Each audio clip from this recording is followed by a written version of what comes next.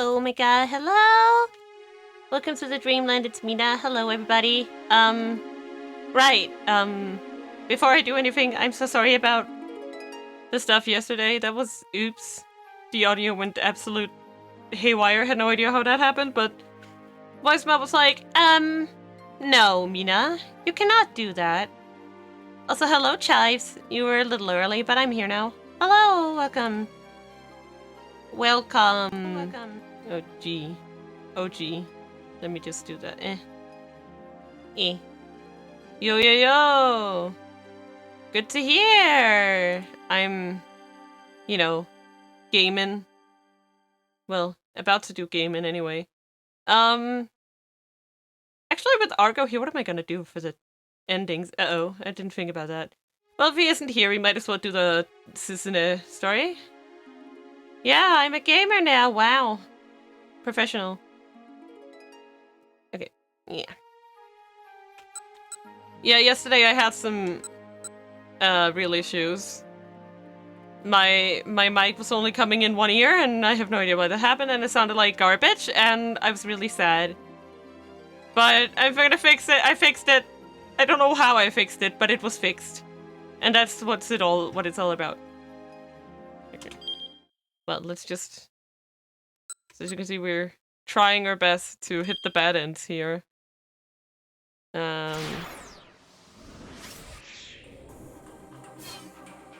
It's also pretty difficult, but... Well, oh, there you are! Hello, Argo! Welcome to the Dreamland! Meet alive! Muhi! Momo! Hello! Welcome to the Dreamland! Oh my god! How are you doing? You don't know anything about this game. Wow, we finished it. We finished it a long time ago, but... Well, last time, anyway. Oh, that heart was on my head. So we finished that. Hi Arson. Hello, welcome to the Dreamland. Trying to find bad in text file. Hello everyone. Do. Sorry. It reacts to that.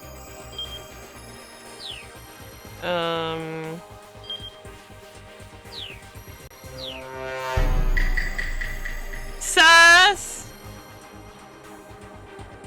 Oh, bonus is tab. Yeah. We only have Suzume at the moment, and... Can you check buttons if you have 68? Yes. I forget where exactly I go there. How do I see that again? That was menu. What was the menu? Oh my god. We learned this last time. What was the menu? F1. In-game, then F1. Okay. Minorikawa.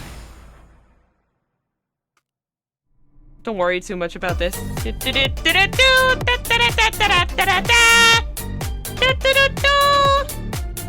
Crab rave! Sorry. Right, bad ending is 68. Okay, yes. Okay. 68. That must be like way down here. We have not done 68 yet.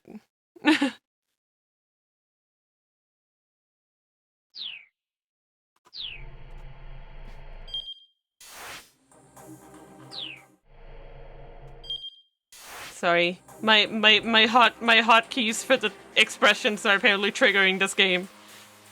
Bad ending. Okay, Tatsuno. 1905.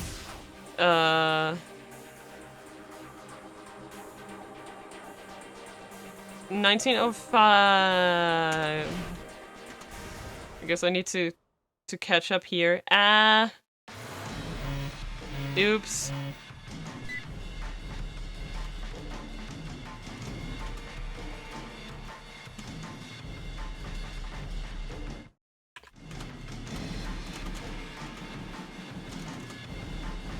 Hi, Cadelli! Welcome to the Dreamland! Hello! Sorry. I need to skip! Yes, so someone... Yeah. Can you imagine if we screw up the perfect true end timeline so bad that we have no idea how to fix it? That'd be great. That'd be great. No. Okay. But yeah, we're just trying to get all the bad endings. It could be really funny if we just fucked everything up so badly that it's like, oh yeah, death. Death has visited us. Come on. Yeah, okay, here we go. 1905, 1905. This one. Option A. Whee!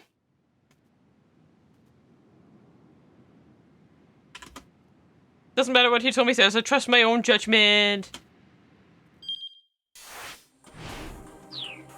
Then we go to Kano.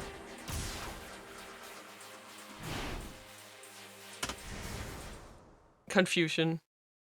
Yes, someone, yeah, Amigo Kapow, can you imagine? Okay, one day we're gonna get all the bad ends, but also the game unlocks important side stories by doing them, hence why we have Archie's sister's side story, but one more. Yeah, we're getting Susumu! Catch the... Oh. Catch him!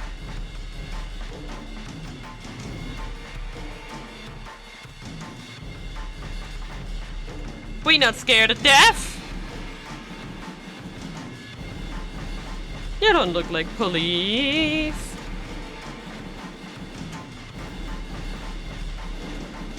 You're not a policeman. Oh, yeah, like, this is the confrontation. He's holding, well, we found out that this is fake, but to the people around him right now, they think he's holding vials of a deadly virus that is so contagious that once it sets in, everyone is gonna die. Like, everyone is gonna die. So, like, if he drops that little thing in his hand, everyone will die. That's the perspective we had in this scene. But I think we're gonna explode in a moment, so it's fine. And then he, of course, throws them. But they're actually fake, so it doesn't really matter. It doesn't matter in the end, this one. But man.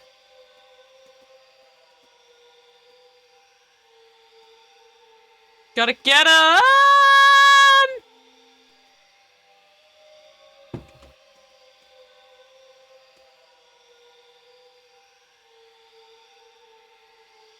But wait. Wait, what do I pick in Kano's route? Because he gets a choice here, right? Do I pick...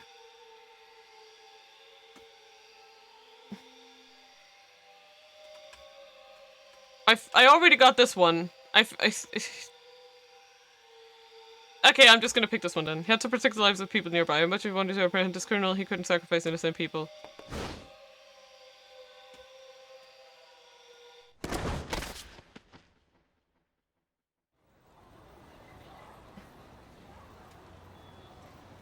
Yeah.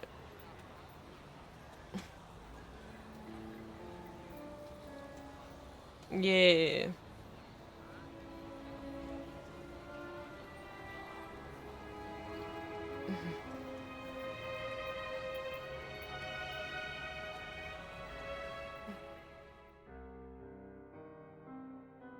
This is a different one, though. What?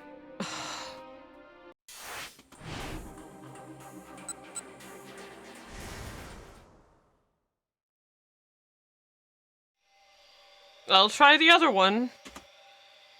But I think I've already gotten this one as well. I don't know.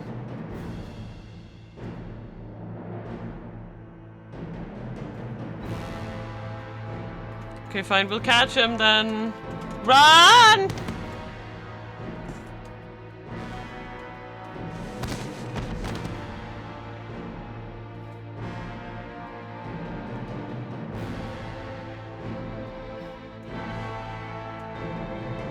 No, it isn't.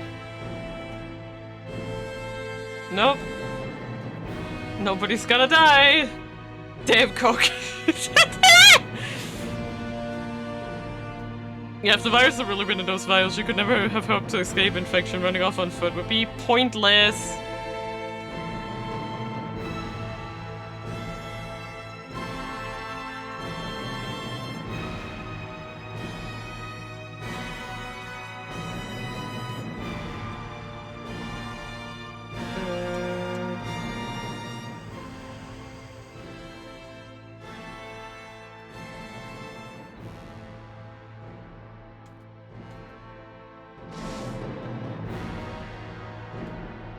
Password!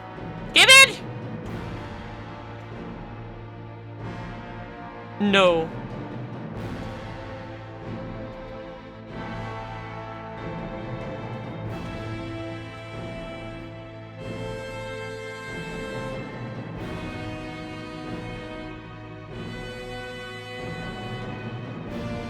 This is all the same.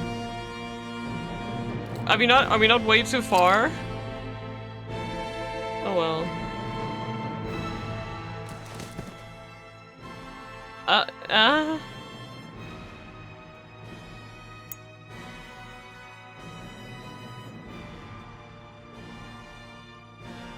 Tell me the password or we die.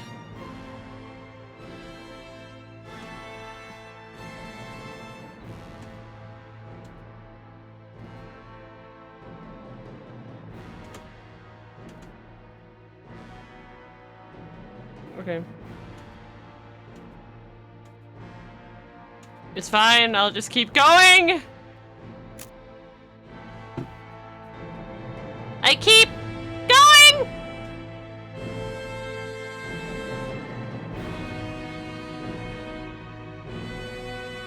Oh, I am serious.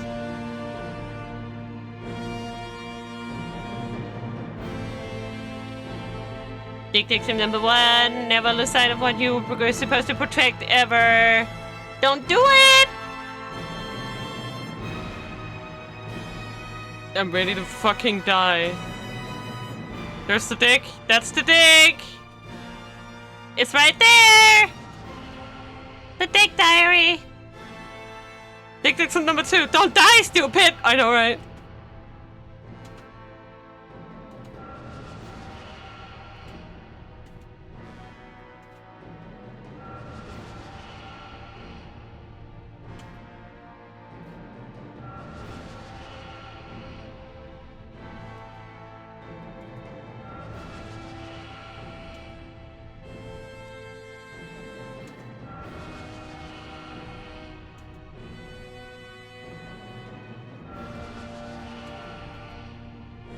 Yeah, woo!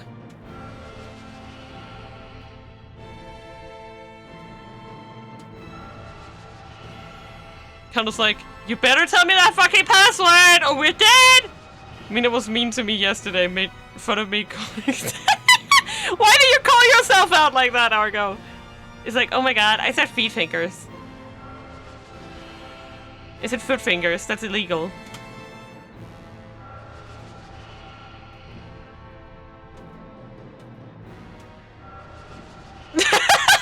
Mama, please! Okay, I think we're bullying a little much. Okay.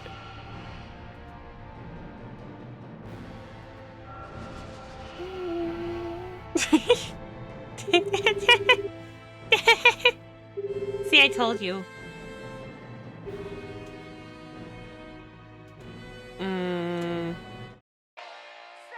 Okay. So this is where the boom occurs. That took a while. It's like, when is the boom? Hello, hello, when is boom? I mean, I get it, I know. They called her, I know. I get it. But I feel like I already got this ending, that's why I'm confused. Or did I just not... Did I get it later? I don't know, did I get it earlier?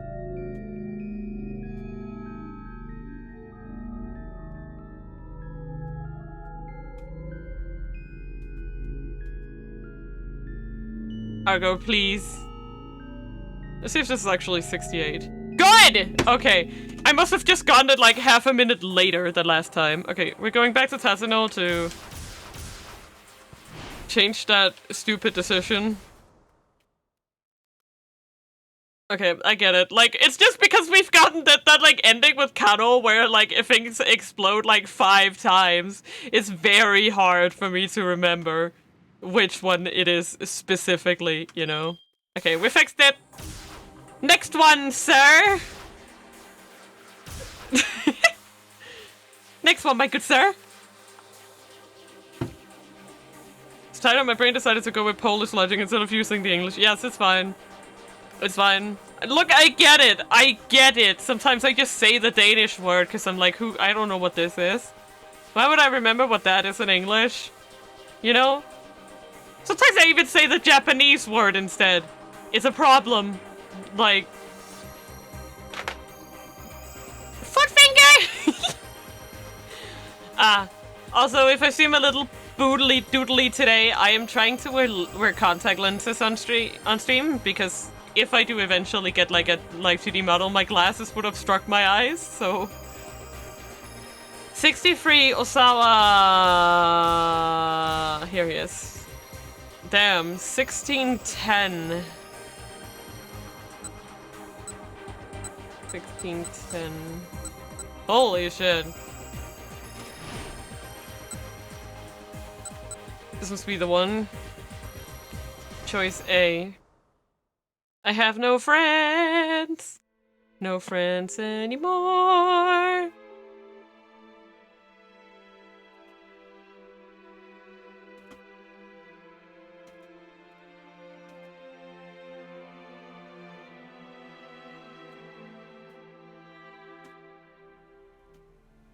I can't count on nobody no more.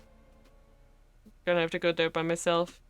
This is the one we saw with Minorikawa, I remember. This is just Osawa's side of this bad ending, I'm assuming.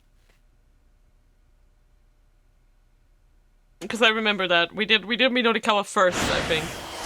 Yes, and now we go to Minorikawa 1615. This one right here. Yeah. I remember.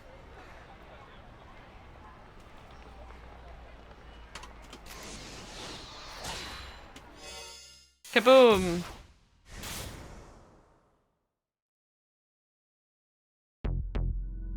Okay. Knife. I cut the fuck out of that. Okay, as he was driving past Seiya, Osawa spotted a man he recognized walking along. He pulled up alongside him and called out through the window. Mr. Minorikawa! Oh, Mr. Osawa, sorry, but I haven't been able to look into that thing you asked about yet. I see. That's quite alright. The business with I and Tanaka could wait until later. Right now, he needed to focus on protecting Shibuya. Why are you barking me? Will you stop that? If he didn't get his hands on that antiviral. Yeah, you're caught up in something big, aren't you? How do you know that? Because I'm Minoru Minorikawa. Mina bunk, Mina. Oh my god, stop! Well, the man's egotism had some justification. Maybe he didn't know the details, but he clearly had some inkling about Osawa's situation. Something clicked in Osawa's mind. He was up against the wall. Okushi Pharmaceutical had told him they were going to just let Maria die. He was past the point where he could resolve this peaceably, but he was not going to give up without a fight. When it came time, Osawa was sure this man could help him. Well, don't make this simpler, I guess. Get in. I'll tell you everything. Minorikawa thought for a moment and got into the passenger seat. As he drove to the lab, Osawa filled Minorikawa in on all the details. The reporter listened intently, occasionally interrupting to ask a question. So are you planning to get your hands on the antiviral? He asked when Osawa had finished. I'm not sure. I figured I'd think of something after I got there. Minorikawa let out a nasal chuckle. Be right back, I need to move more pillows in my bed. Yeah, just get some pillows. Get you some good pillows. Minorikawa let out a nasal chuckle. Just improvising, huh? Oh well, I'll back you up. At least I know I found my way into something important. Yeah! But I already know what's gonna happen. They pulled up outside the lab and the two men got out of the car. Get it? Time to get caught. Immediately, a team of security guards burst out through the gate and forced Osawa to the ground. Hey! Minorikawa protested. What the hell is this? The guard had grabbed him as well. Unhand me! Osawa yelled. I'm Kenji Osawa. This is my lab. It's Osawa! Minorikawa shouted. What the hell's going on here? But Osawa was just as confused. So basically, you need to get this ending, but yeah, no, I said that before. I get it. He looked up to see Makino standing before him. Sir, tell these fucks to let me go. Makino just frowned silently down at him. So not only will you not help me, you're actively getting in my way? Osawa glared up at his boss. Maria's life. No. Countless human lives are at risk. There's nothing you alone can do about that. That's what I need you to understand. Makino gave a signal to the guards, who proceeded to drag Osawa away. The scientist writhed with despair at his own impotence. In the end, there was nothing I could do. Damn. RIP!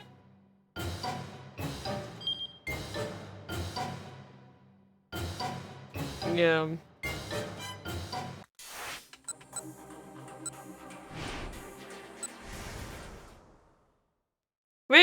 We have tips now! How fun.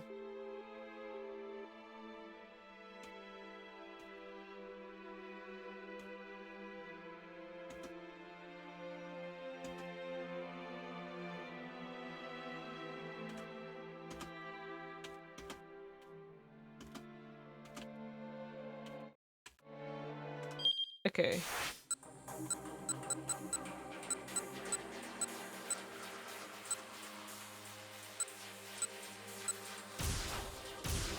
Okay,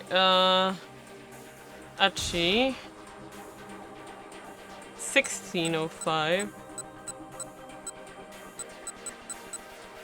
Wait.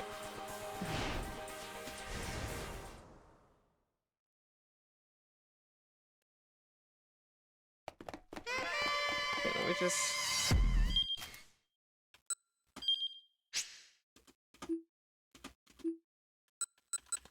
Have we finished all the late ones?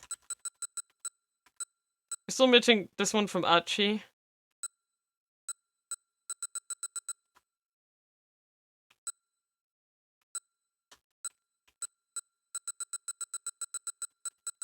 Yeah, this one from Achi is a weird hole. Look, so you see, look at these! There's not one, but 1, 2, 3, 4, 5, 6, 7, 8 different a mysterious explosion! Oh wait, 9 if we count this one, but it's not the same because Kano is the only survivor. We couldn't get 78, so we skip. What? But do we not need to get all of them? Isn't that bad? What do we do?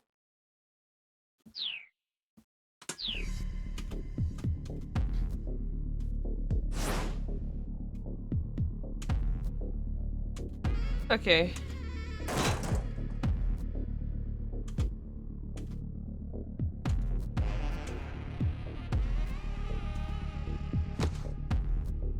Okay. I'm your memory brain cell, okay? Trust me. Fine!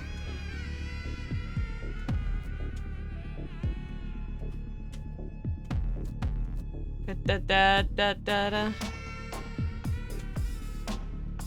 Shakedown.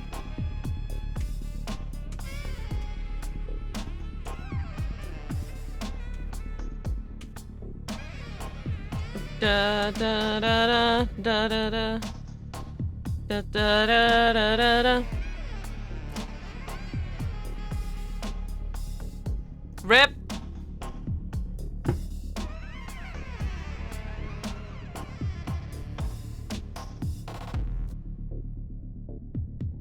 Great. Ha.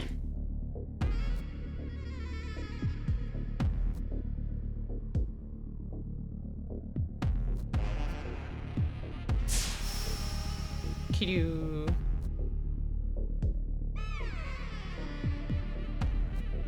He's going.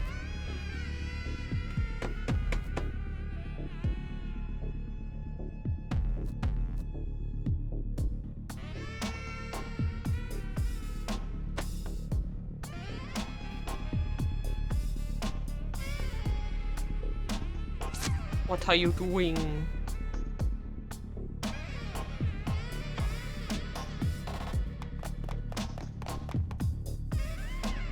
Oh, okay. Right! I remember! We gotta go get run over by a car! Come on, let's go! Woo!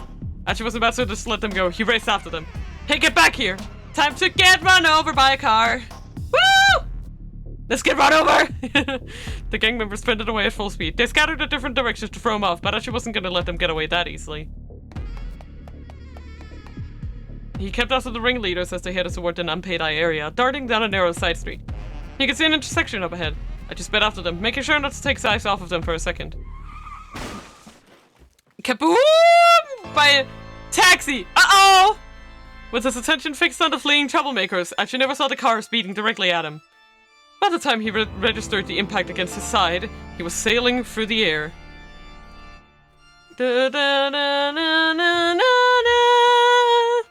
He crashed to the pavement, skewed to a stop, and lay there struggling to breathe. As he watched two men get out of the taxi that had hit him, Archie thought to himself, I'm gonna die here. No! He'd been too careless. It was too late to walk that back. He could hear the sound of his own heart, beating all too slowly. And then, he heard it stop.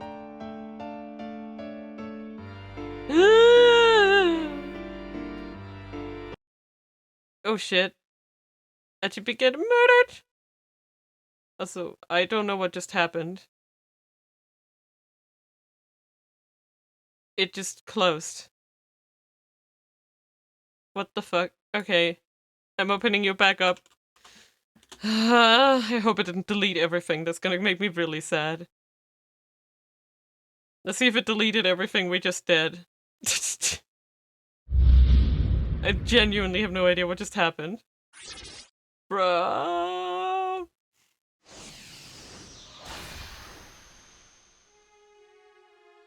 Being like NG. Ah!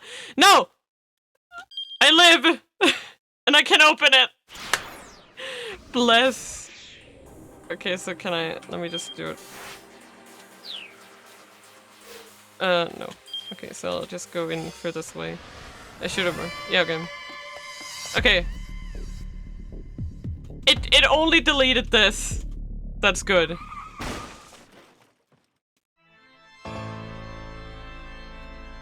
Time to live with irrational of losing save files and crashes. Yep! Ah! No, I think it was F4. I think F4 killed it. I don't know why. Does F4 like force stop stuff? I guess I'll have to make sure to alt tab before I do anything. Before I do like my jokes with the expressions and stuff. I did not know that that was gonna happen, you know?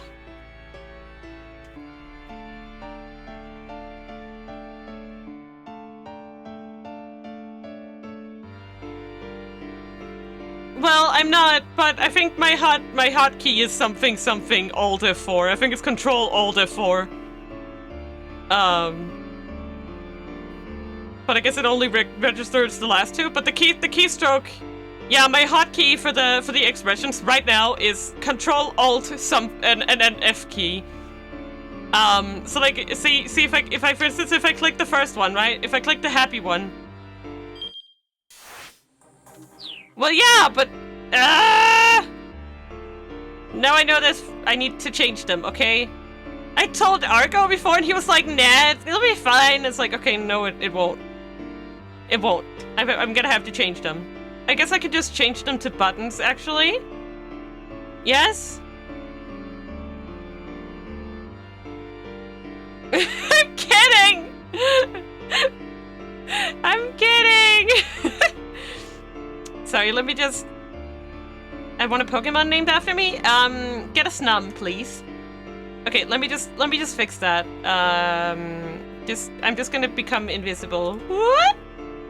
And then I'm just gonna fix it. Just give me a second.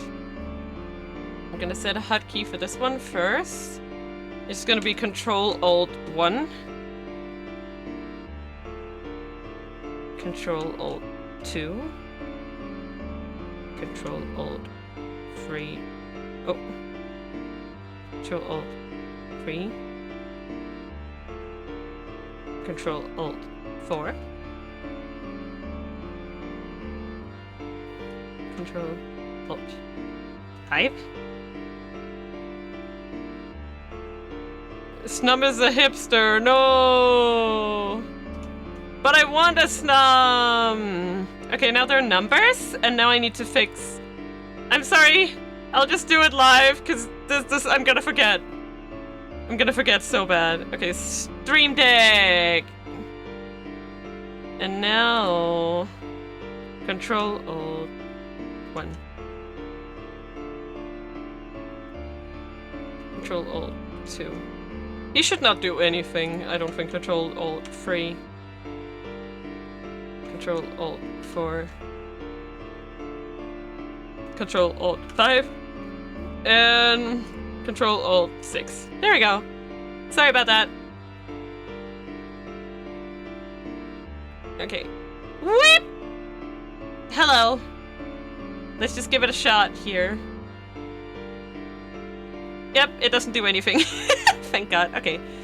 I just wanted to be like, when Achi died, you know? Because, poor Achi. You know? Okay. There we go. Sorry about that.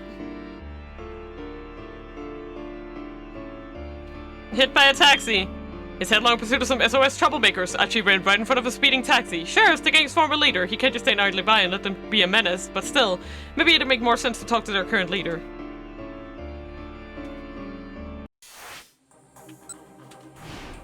Taking so long time to start us holding that I start my own stream Friday, not Pokemon. Yo! What are you gonna stream? Well, you know, tell me though. Okay. Next ending, my ending friendly.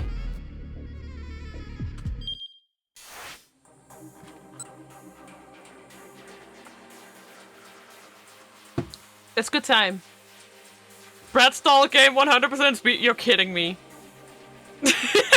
No, you can't take my idea. I'm kidding.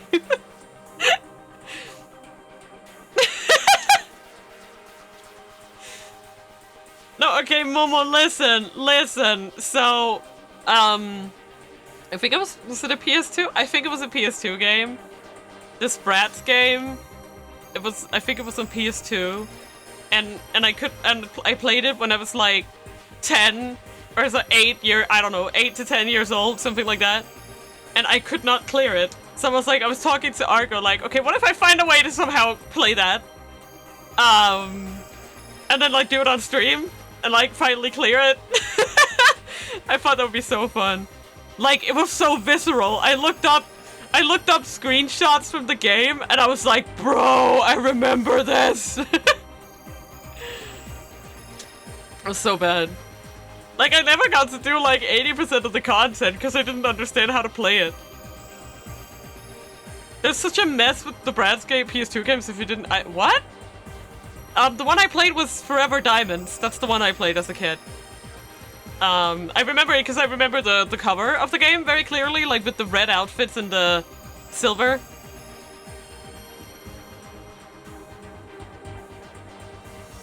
Apparently the titles between the consoles and the games on console were switched.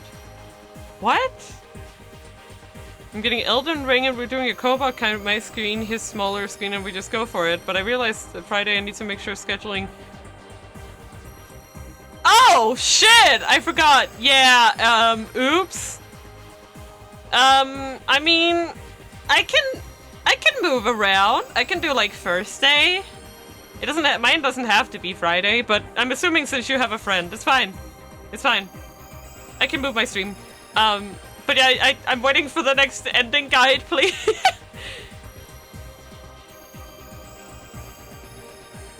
Oh, okay. Okay. Good. Okay. We will talk about it. So the GameCube version of Rock Angels was the one with the red cover with fashion girls on the cover, but if you play the PS2 game with that same cover, it isn't Rock Angels, it's a different... It's so confusing. Yeah, the only one I knew is the one... Let me just pull it up on stream, actually. Sorry, give me a second.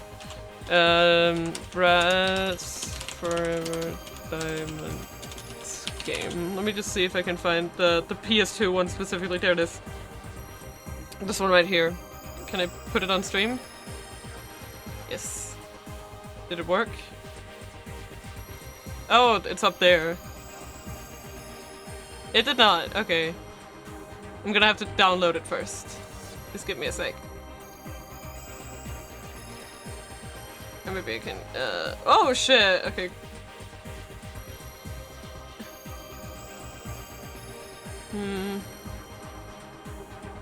Yeah, it's not like...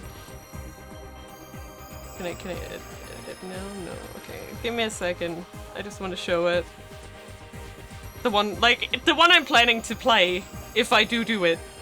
If I do this meme, then I will do it with this game, because this is the only one I've actually played. Okay, here we go. This one. There you go. This is the one I was talking about.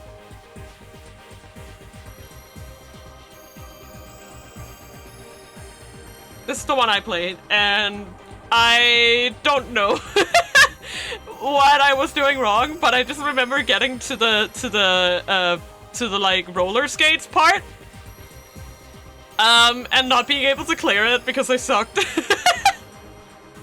So that's the one. That's the one we'll do if it gets down to it. Sorry, totally changing the subject. Anyway, it doesn't seem like it's on sale anywhere, so I'm gonna have to figure out some other bullshit to get it. Okay, what was it? Minorikawa 1605. This one, I think. And it is first choice, option A, second choice, option A. Okay, this one is gonna take a while.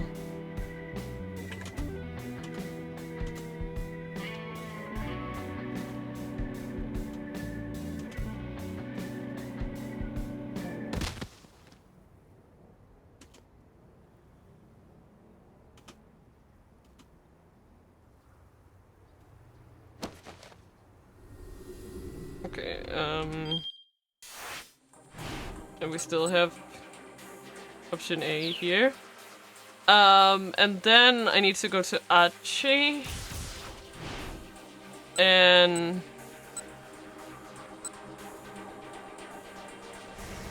second choice, option A. Ha! I know a place where I can find it. Okay, I would prefer if you could try to find it in English. Like, if it... yeah. But yeah, now I showed you, and I don't know. We also need to find a way to play it for, like...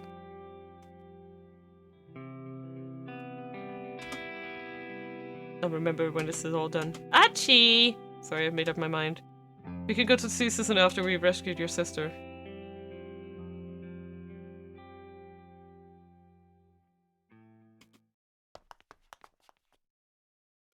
I feel like this is gonna lead to an ending, so I'm just gonna do this one.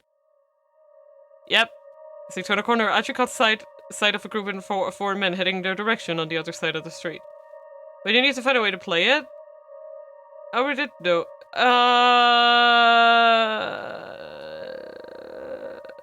I mean, I might have forgotten. You know how I am. The men saw them too and immediately broke into a run towards them. Damn it! Oh, there's still more people chasing after us. I just went around and started spreading in another direction. Maybe these new guys were associates of the foreign thug who had fought the man with the cane. Achi mulled over that as they ran, getting farther and farther from Dogen-saka. The crooks were clearly pretty familiar with the layout of Shibuya. They weren't easy to lose. I'm just gonna see if this leads to an ending. At Jin, he told me, finally lost sight of them, somewhere around Nanpeidai, finally stopping once they got to Sakuragaoka. Are you alright? Achi panted. Yes, I think so. Well, guess we wound up coming here anyway. He told me reason everyone confusion. This isn't his hospital. It's just over there. Nucky, can you please just go and see her? She fixed it with a look of earnest pleading, and despite his misgivings, Achi nodded. Okay, so this one actually ends up in the same place. Okay. I just wanted to make sure, because if this one was gonna be... you know... So this one is all the same, and then it was... Kano 1640. Okay. I just have to keep going from here, just give me a sec. Do.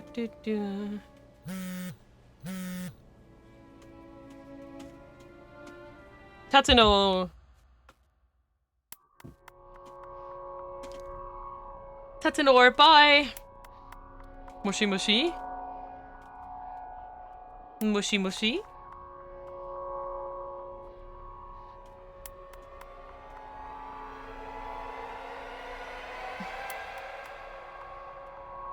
But yeah, I'm pretty dumb, so I probably just forgot what you told me, Argo. You know?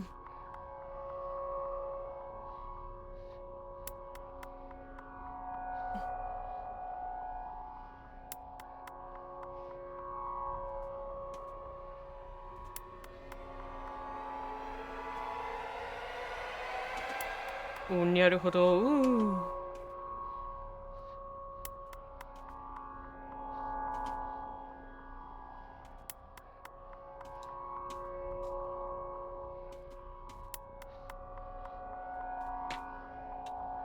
Do do do do do do do. If you don't bring her, I'll kill Maria. Ooh, ah. For fuck's sake, Tateno.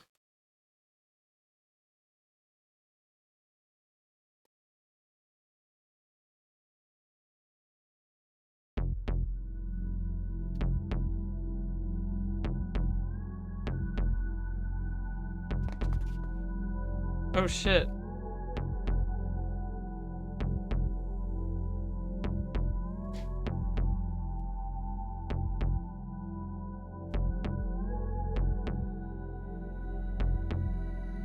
Oh shit. I am in a hurry!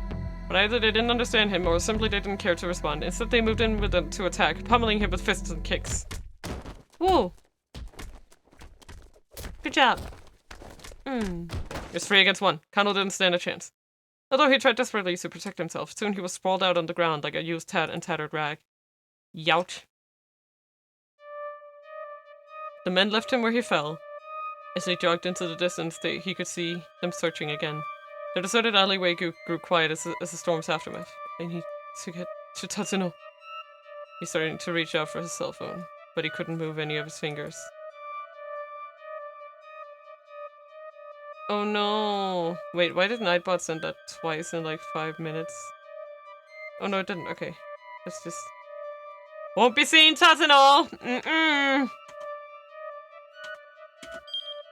En route to Nampedai, Kano crossed paths with Alcarawan's cronies and got badly beaten. Ironically, these crooks hadn't been looking for him. Someone else had led them to Nampedai, and Kano wound up paying the price as a result. Ah, okay. I get it. Okay. So what did I need to change? I'm just gonna have to change everything back because my brain is dead. Yeah, what? Okay, what? What? I'm waiting. I'm waiting.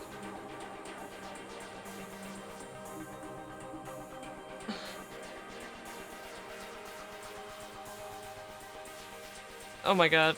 This is gonna be very hard to change back afterwards, but I will try. Because otherwise, we're fucked. Okay. What? I only need to change Achi. Okay. Okay.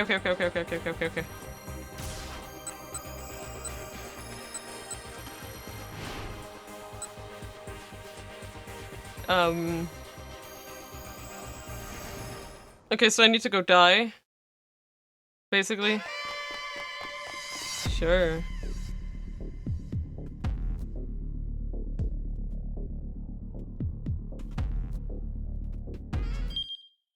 Yep, okay.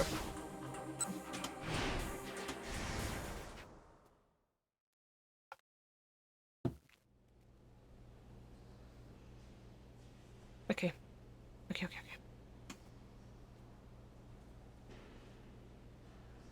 I have to do something, I just don't know what I can do. Hey, Kano. You look to see Kusa's expression great. I have an update on Sasayama, the director began. Kano swelled the lump in his throat. The knife went deep enough to do some organ damage. He's in critical condition. I see. Kano bit his lip hard. His handkerchief was Sasayama's blood. Crumbs of wrapping paper as Sasayama's present. Kano peeled it away carefully so as to not tear the paper beneath. What's that? Asked Kuze. Sasayama had me hold on to this for him. It's a present for his wife. Ah, I see. I'm sorry, Director Kuze, for ignoring your orders. Kano's eyes remained fixed on the gift that he spoke. When you get down to it, none of this would have happened if it weren't for me. Some kind of punishment was surely headed his way for acting alone as he had. He probably wasn't getting out of this with a simple written apology. But Kuze calmly shook his head. What happened to Sasayama isn't your fault. Don't blame yourself, he said. The Osawa case is over now. Put it out of your mind. I'm sending you to a new investigation. Kano heard no blame in Kuze's voice. Ah, there's a fatal car accident over in Nampedai. The culprits have turned themselves in, I hear. I need to go take their testimony. Taking testimony. To ask about the circumstances and details of a given event or situation. Standard police procedure when dealing with individuals involved in a criminal investigation. Sometimes includes taking written statements to present to the court. Ordinarily, Kano would have objected to such an arbitrary change in assignment. Punishment or no, he would have begged to stay on the Osawa investigation even if it was officially on hold. But now his heart just wasn't in it. Understood, sir, he said with a nod. Because they handed him a briefing on the accident. It was a taxi driver and his passenger who surrendered themselves to the police. Kano leafed for the paperwork as he headed for the interrogation room. Being immersed in the hustle and bustle of the criminal affairs division felt like a return to normalcy. The events earlier in the day gradually faded from his mind. And while part of him wanted to hold on to the sense that he'd been in the midst of something unusual, something important, his lingering regrets were soon buried under the clutter of the day-to-day. Damn. Accident questioning. Calling in into the kidnapping investigation, Kuze reassigned Kano to look into a fatal car accident. But he can't give up here. The Osawa case hasn't been resolved at all. The taxi driver and passenger who sent themselves in are none other than Kimisaka and Minorikawa. If the two of them can avoid causing an accident, Kuze will have a different story to tell. Okay. Okay.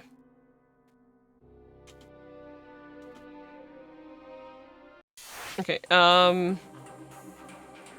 okay, first we go to Minorikawa. I'm just gonna fix them one by one here.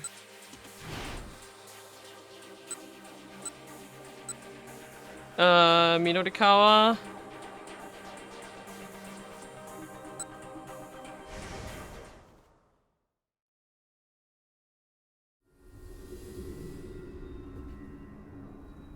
Wait.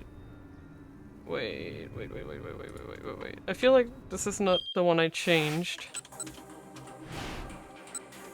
This is not the one I changed? I feel like this was one with B. Yeah, this one was B for sure. Okay! Damn it. Fine! Jesus, stop bonking!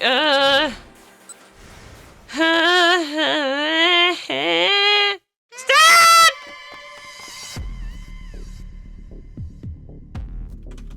Okay, fine. What am I gonna do now? Fine. I did it.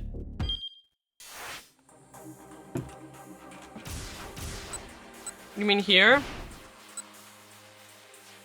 I already picked it. You told me to fix Achi! He only has one oh.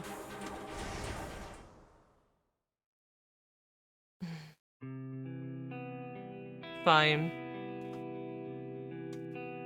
Shut up!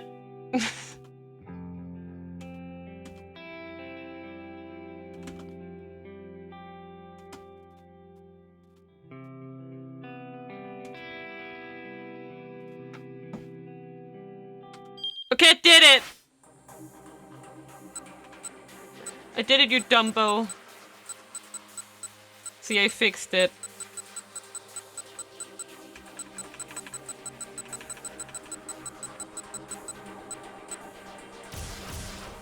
Minorikawa, 1605, that's this. First choice A. Second choice B. Wait, if I'm a Dumbo and you listen to me, then who are you? I'm the biggest Dumbo, okay? Biggest Dumbo. Alright, come in. And then Maria. 1640.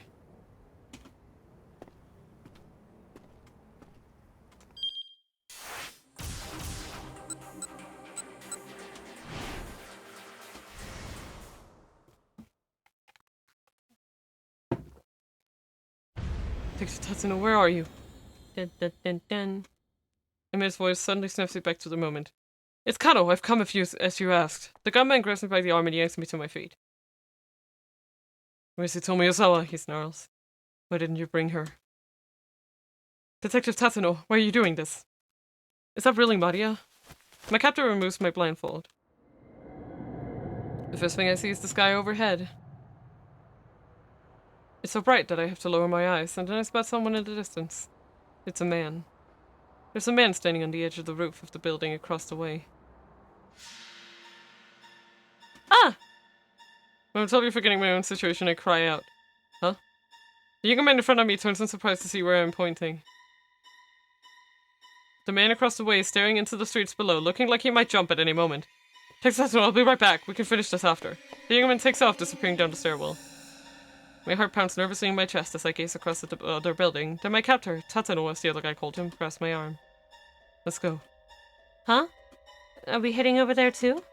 No, we're going somewhere else. I don't know where yet. Tatsuno's got his gun trained on me again. Looks like I don't have any choice but to go with him. He nudges me on, and we head for the stairs. I take a quick look back at the sky above the city. This may be the last time I ever see the sky. For some reason, that thought resounds inside my head.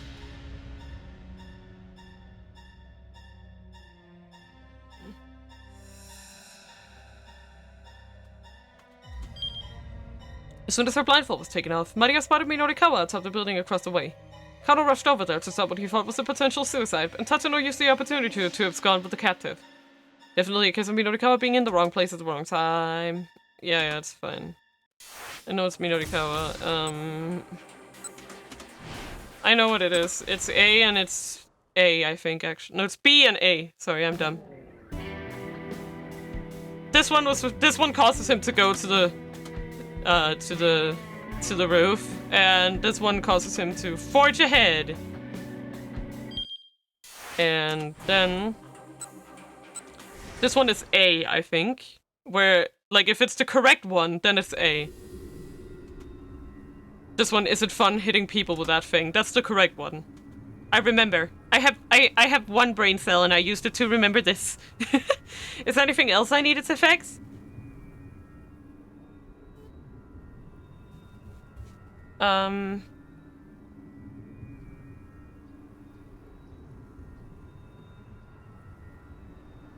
No, that is the correct answer. I remember. I'm so sure of this one. Okay, let me just check here. You mean Rikawa's first choice A, and then second A. Okay. We're just gonna hope here. Let's just see here. Okay, he's fine. Minorikawa's fine. He doesn't end in a bad end. Kano's also fine. Achi's also fine.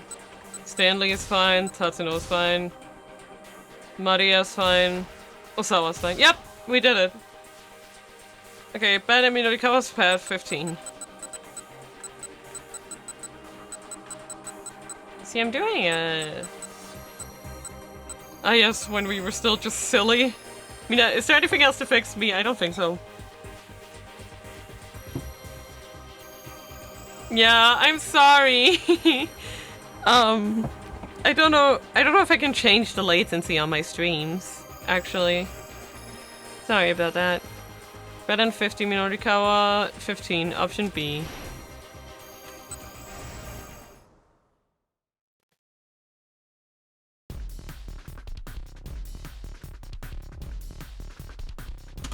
Yeah, he agreed to take on the responsibility, head back to the theater. I just want to see what happens here for now. When he got there, he flagged down the first guy he saw to tell him about the dry ice machine. Hey, make sure you remember what I'm about to tell you, okay? The dry ice machine is broken. The man stared back at him blankly, but Minorikawa just forged ahead. Got it? The dry ice machine is broken. It needs to go back to the electronics store. Make sure you let the folks in charge here know. His obligation met, he hurried back to the cafe to get back on work on his copy. Along the way, he caught sight of a young couple running. They seemed like an odd pair. The girl looked prim and proper, while the boy struck him as a bit thuggish. In fact, the boy's clothing was very much in the style worn by Shibuya street gangs. Maybe he'd known something about SOS. Hurrying across their path, Minorikawa called out to the pair. Hey, mind if I ask you something? Have you heard of SOS? The pair stopped, eyeing him warily. The young man spoke. Yeah, why do you ask? Do you happen to be a member yourself? No, not anymore. Well, if the kid had once been part of the group, he ought to be able to provide some background anyhow. Minorikawa took a step closer to the couple, formulating his next question, but they didn't stick around to hear it. Let's go, the young man said, and a moment later, he and the girl were running away. Hey! But the pair had paid him no heed. In a moment, they'd vanished down an alley. The story about SOS would have to wait until later, then. You just want to see what happens. Minorikawa hurried into the cafe. Wasting no time, he sat down, right down and plugged his laptop into the nearest power outlet. He plugged himself down on the floor and hit the computer's power switch. The waitress gave him a disapproving look. Sorry, I'm afraid you can't sit there. It looks like your tables are full. I'll make do here. Well, being able to make do isn't really the issue. I'll have a coffee, please. Just do whatever you want. The waitress turned away and stared vacantly up at the ceiling. Minoru, the champion of finishing a paper speedrun any percent, basically.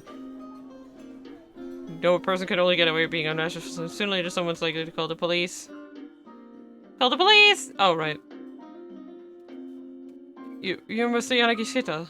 Thank you so much for stopping by earlier. Are you gonna write your article here?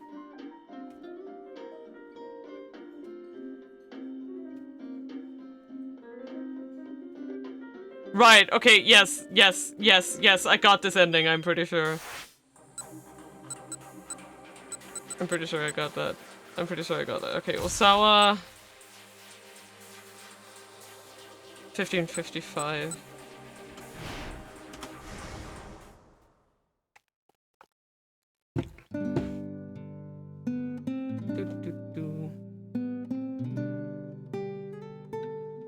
Is something wrong, Mr. Osawa? Kajiwara was leaning in, looking concerned. Osawa came back into the moment with a start and realized he'd buried his face in his hands. No, he muttered, looking up. Just getting angry, yelling at people. I'm not good with that sort of thing. I don't like it. He picked up the music player and fidgeted with the earbuds as he spoke. Well, getting angry and yelling at people, I don't think there's anything wrong with that. I think that's just human. It's human? To do those kinds of things? I often said that he was cold and mechanical. Her sarcasm only underlined the fact he's always lived with, that he didn't know how to conduct himself like a human being. If you get angry, you show it, Kajiwara said. If you get sad, you show it. It's human nature to let other people know how we're feeling after all. What if doing that hurts the other person? It's when you apologize, sir. I love you so much, Kajiwara, you're my favorite character! He went through so much for our sins! God! Kajiwara! Good boy. It occurred so solid that he never tried to tell anyone how he felt before. He never felt the need to. And yet, right now, he suddenly felt that if his daughters were to appear before him, he might blurt out everything he'd ever left unsaid. It was a terrifying thought.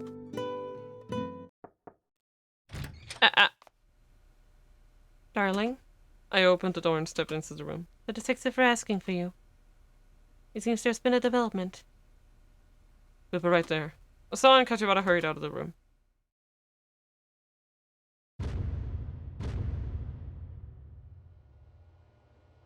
Before the news was shared with the Osawas, the members of the investigation team quietly briefed Detective Kajiwara. Osawa and I sat on the sofa and on the far side of the room, watching. They could see Kajiwara go pale. He wiped the sweat from his forehead with a handkerchief several times. Bad news, Osawa thought. Miss Osawa, ma'am. Kajiwara shuffled his way over to them at last. We've just gotten word from headquarters. He hesitated ominously. Osawa braced himself. Please, let's hear it. First, about your daughter, Hitomi. Kajiwara's expression was grim. The body of a young man named Achi Endo was discovered near Shibuya Station. The name meant nothing to Osawa. In the building not too far from the scene, the detective swallowed. Your daughter Hitomi was found dead. Right! This is okay, I get it. Oh god. Shit! The world began to shake. Osawa staggered, reeling with a sudden nauseating vertigo. Oh, it's not possible. After that, your daughter Maria. The words split together. He could no longer comprehend what he were hearing. Everything was wobbling, shuddering, distorting. Hitomi was dead? Hitomi.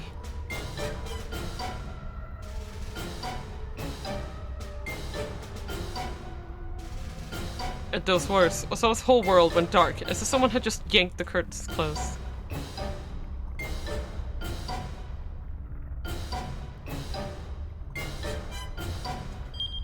Learning of Hitomi's death plunged Osawa into a pit of despair. This was the dark end of a chain of events that began with a simple, small decision.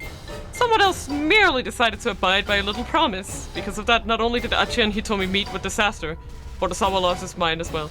Keeping a promise is a noble thing for sure, but right now saving Achi, Hitomi, and Osawa is more important. Okay, so I'm assuming that I can just go to Achi's path and get something here? Or...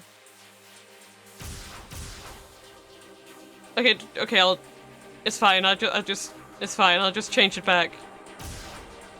If it's too bad, I'll just change it back.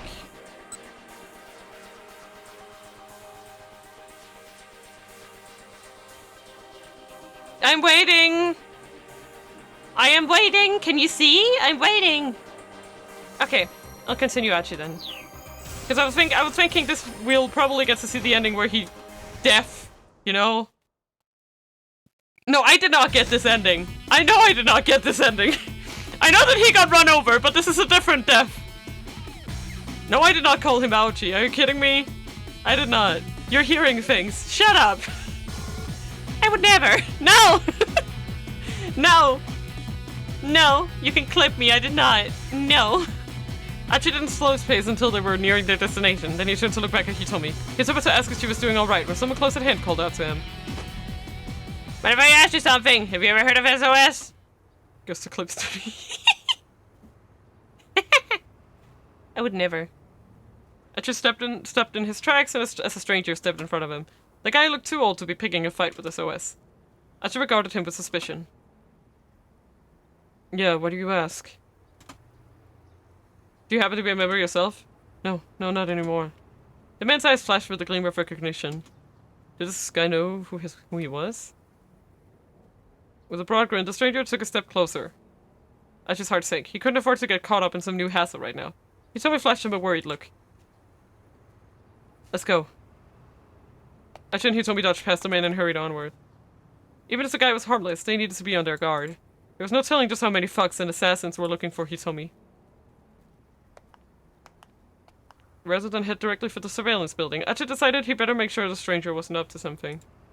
Hitomi followed as he slipped quickly into a back alley. There's no indication that the man was following them. What's that guy's deal? Hitomi asked. No idea. But he sure seemed kind of fishy. Doesn't look like he's coming after us, though.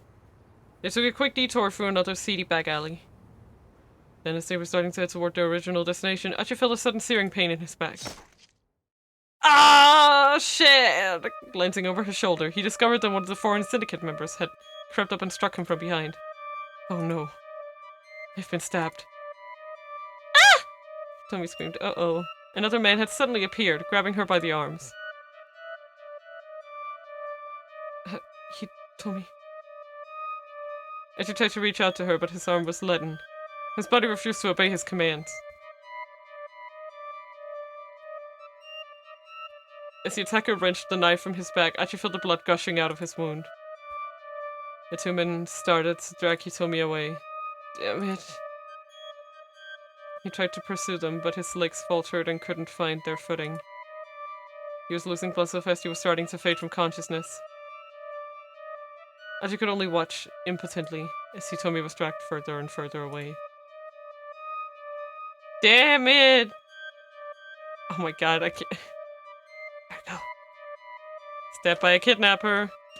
Oh shit. Achi got stabbed, caught in a surprise attack by one of the kidnappers. He could only watch helplessly as Hitomi was taken away. If that poor guy hadn't tried to talk to him, Achi would never have taken the risk of wandering through the alleys. But how can you keep that guy from wanting to interview Achi? Yeah, how can we, Minorikawa, you goddamn fuckwad? Right here. No, you should not tell them.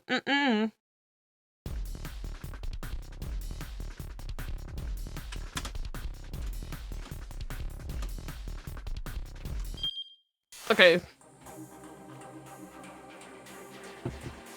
Ouchie! Okay, let's just, what was the next one? Maria. You angle or you're dead. I used to have it in my pictures, but I don't think I have it anymore. Oh, it's not here. Sad. Maria, Maria, Maria. Yeah, thank you. Maria, Maria, Maria. Maria's path. 3 p.m. Okay, that's here. And here I pick B. Option B.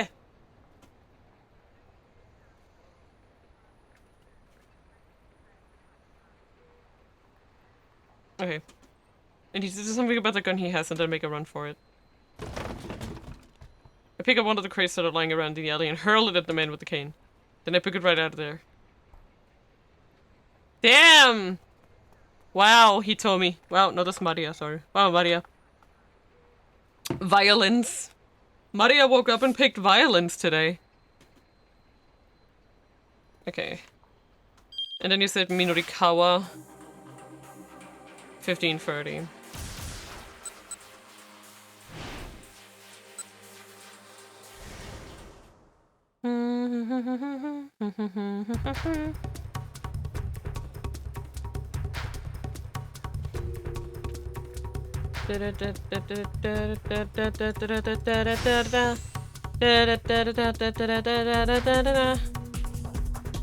I'm gonna get my computer back!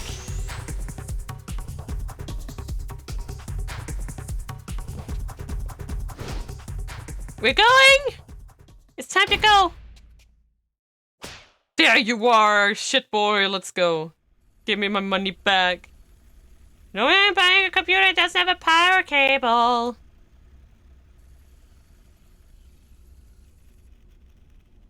It's my computer.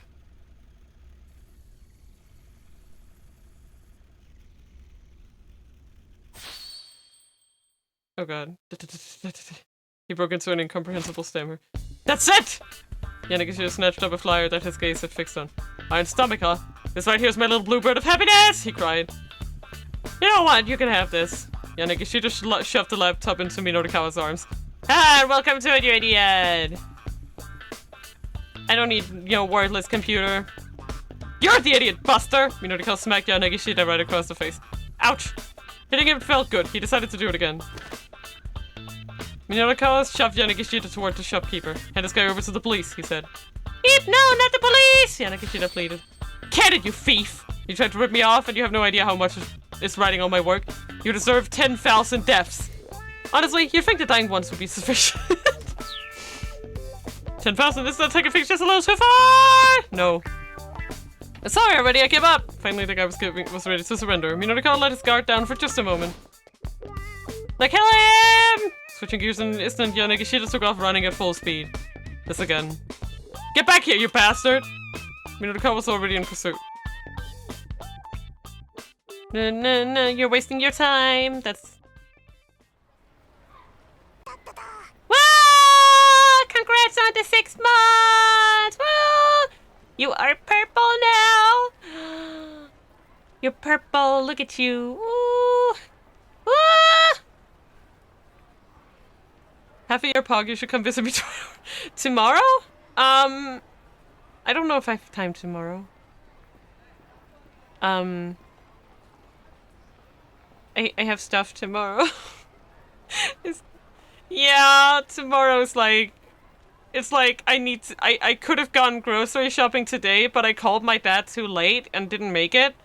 So, I have to do it tomorrow. Like, I run out tomorrow. Like, it has to...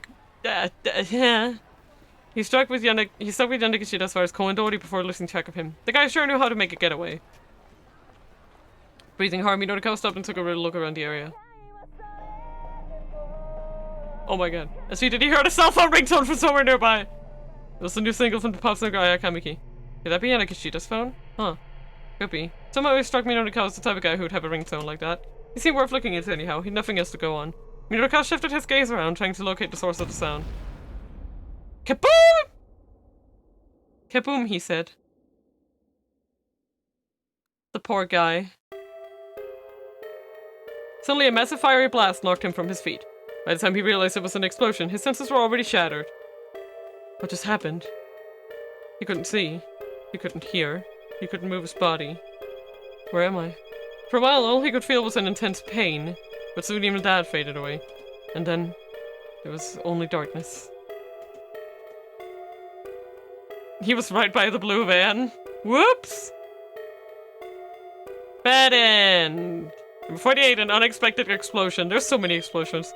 Chasing Yanagishita led me to come to the wrong place at exactly the wrong fight. This wouldn't have happened if Yanagishita hadn't run when he did.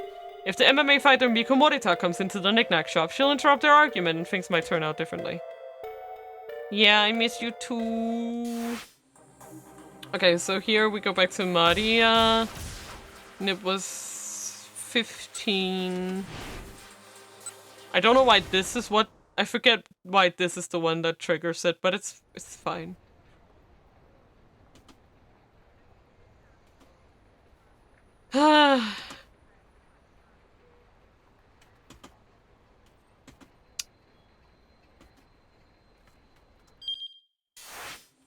Okay, next one! I miss you too!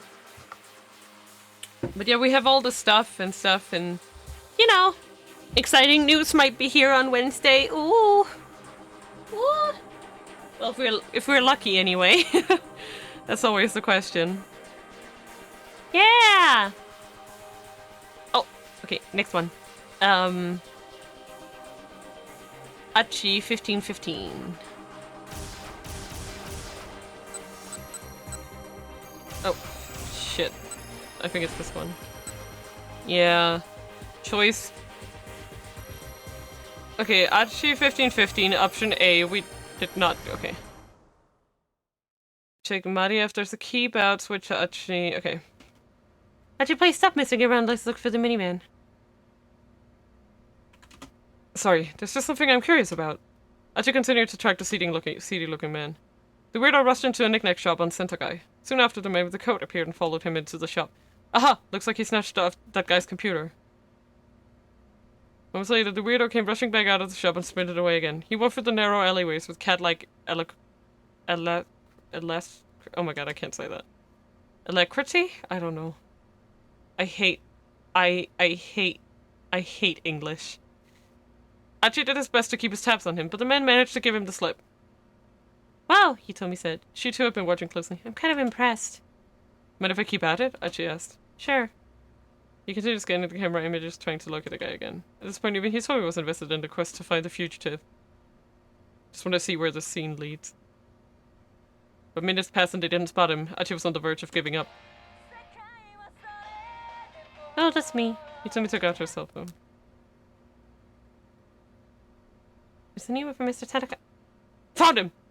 I just shout, cut Hitomi off. I just want to see where this one leads. The guy was in a back alley off of Center Guy. He was talking with someone. Huh? Is that... Achi blinked a few times as he leaned in closer to the stream. Hitomi? You have to come look at this. Ah! That's my sister! Hitomi brimmed with excitement. For real? I think so. What's she doing in a place like that? And why is she talking to that guy? I'm not sure. The monitor showed a cheerful little scene. Looks like they're having fun. I guess since they're twins, they're both into older guys. Oh, come on! Can we not go? I actually felt his mood start to sour. I have to ask, are you sure she was kidnapped? Yes, at least I sure thought so, and so did the police. And what's this all about? Should we go and see for ourselves? Guess so. Oh, what about that email? Achi pointed at Hitomi's cell phone. Shouldn't you take a look at that? My sister comes first.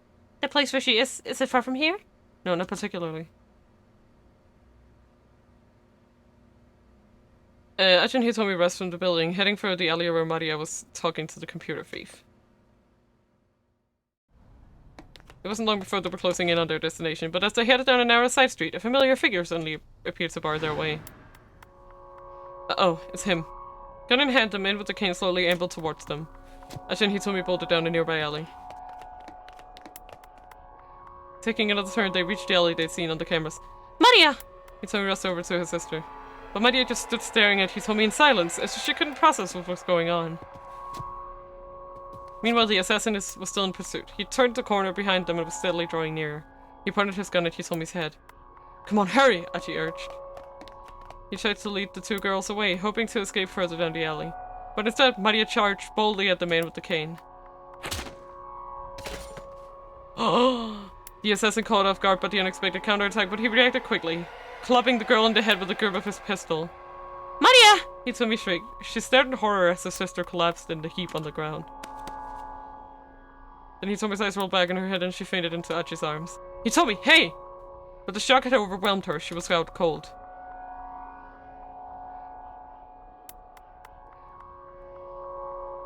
Slowly, the assassin lifted his gun again, aiming for Achi and Hitomi.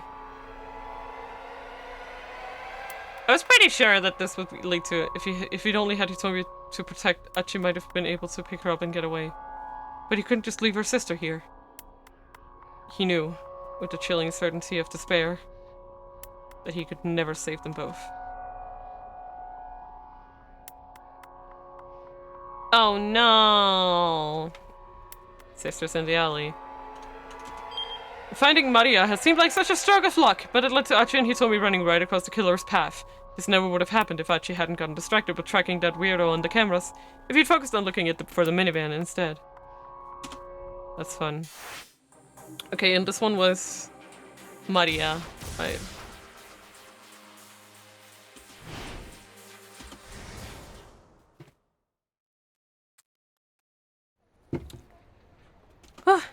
Suddenly I feel totally exhausted. I let out a sigh and drop my eyes, and that's when I notice a notebook on the ground at my feet. Did the assassin drop this? I pick it up and look inside. There's a photograph tucked inside the back cover. It shows 3 young people, 2 boys and a girl.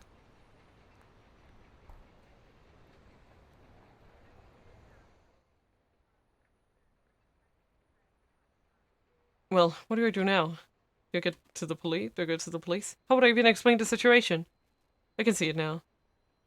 There's this killer out there, and he's after this person named Hitomi Osawa. And then the police would be like, who's that? And who exactly is after her? And then what would I say?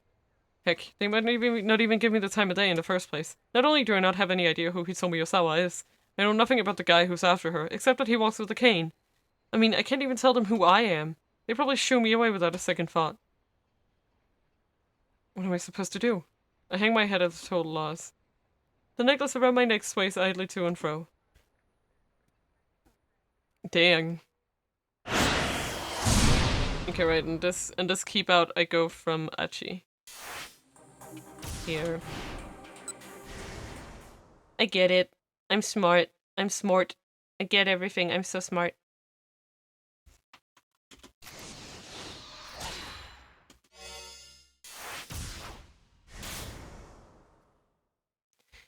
Do do do do do. Let's do it.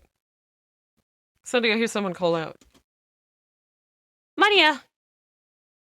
Huh? I spin around to see a young girl running toward me. She kind of looks like me. Behind her are 2 men. One of them is the man with the cane. He raises his gun and aims it at her. Oh no, he's gonna shoot her! The instant I realize what he's doing, I'm lunging toward him. He shifts his grip on the gun and clubs me in the head. I stagger against the wall, trying to keep my feet, but my legs buckle under me and I crumple on the spot. I don't even know why I tried to protect this girl. My body just moved on its own. Maybe it was just a reflexive impulse to help someone in danger. But am I the sort of person who'd risk her life to protect some complete stranger? Dun dun dun! Protecting the girl. Maria's impulse to protect a stranger is selfless but ill-fated. Of course, the strange girl is actually her sister Hitomi. If you know what causes Hitomi to show up here, you can probably avoid this untimely end. Yeah. Achi. You little shit. Oh, it's a little before this one. This one. Achi, please stop messing around. Sorry. My bad. Okay. There we go. Woo! Were you gonna spin it? Spin! Woo! Spin! Bet in 10! Okay, Jesus. 1150. Spin the roulette, let's go! Okay.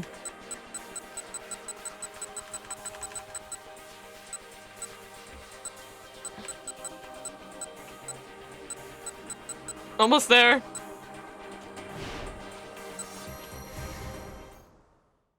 Let's go! Get murdered.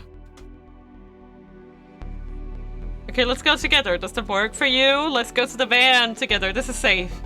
Okay, let's go together then. Does that work for you? Please, we have no idea what we might run into. He told me gave a slight nod. Alright, she said. Well, let me go first and you follow, okay?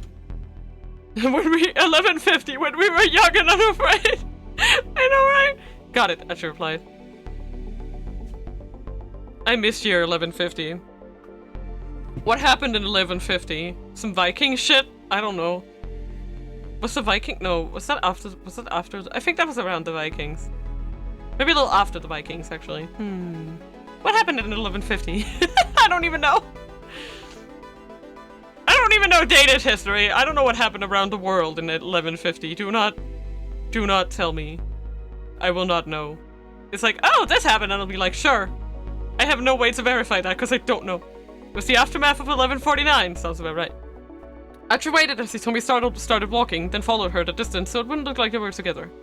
She headed straight for the van.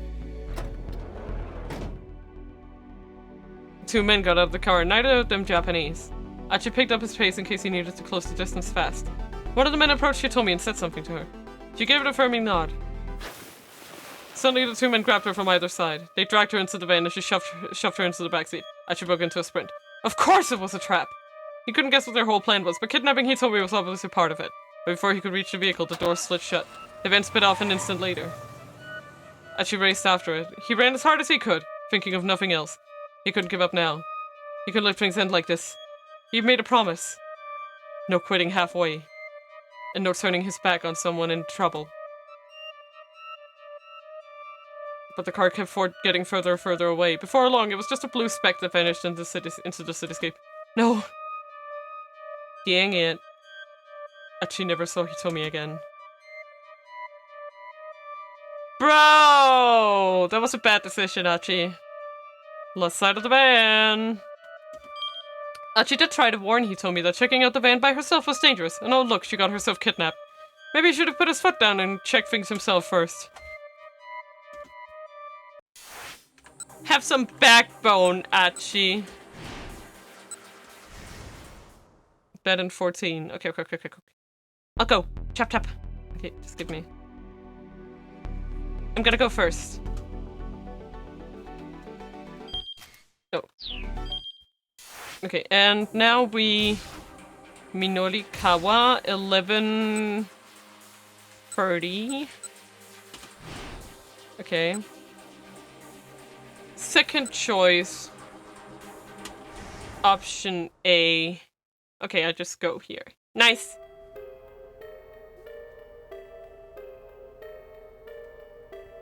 Let's go. It was a little early, but maybe he should just go to Sentokai and start gathering material about the Daidring sales demo.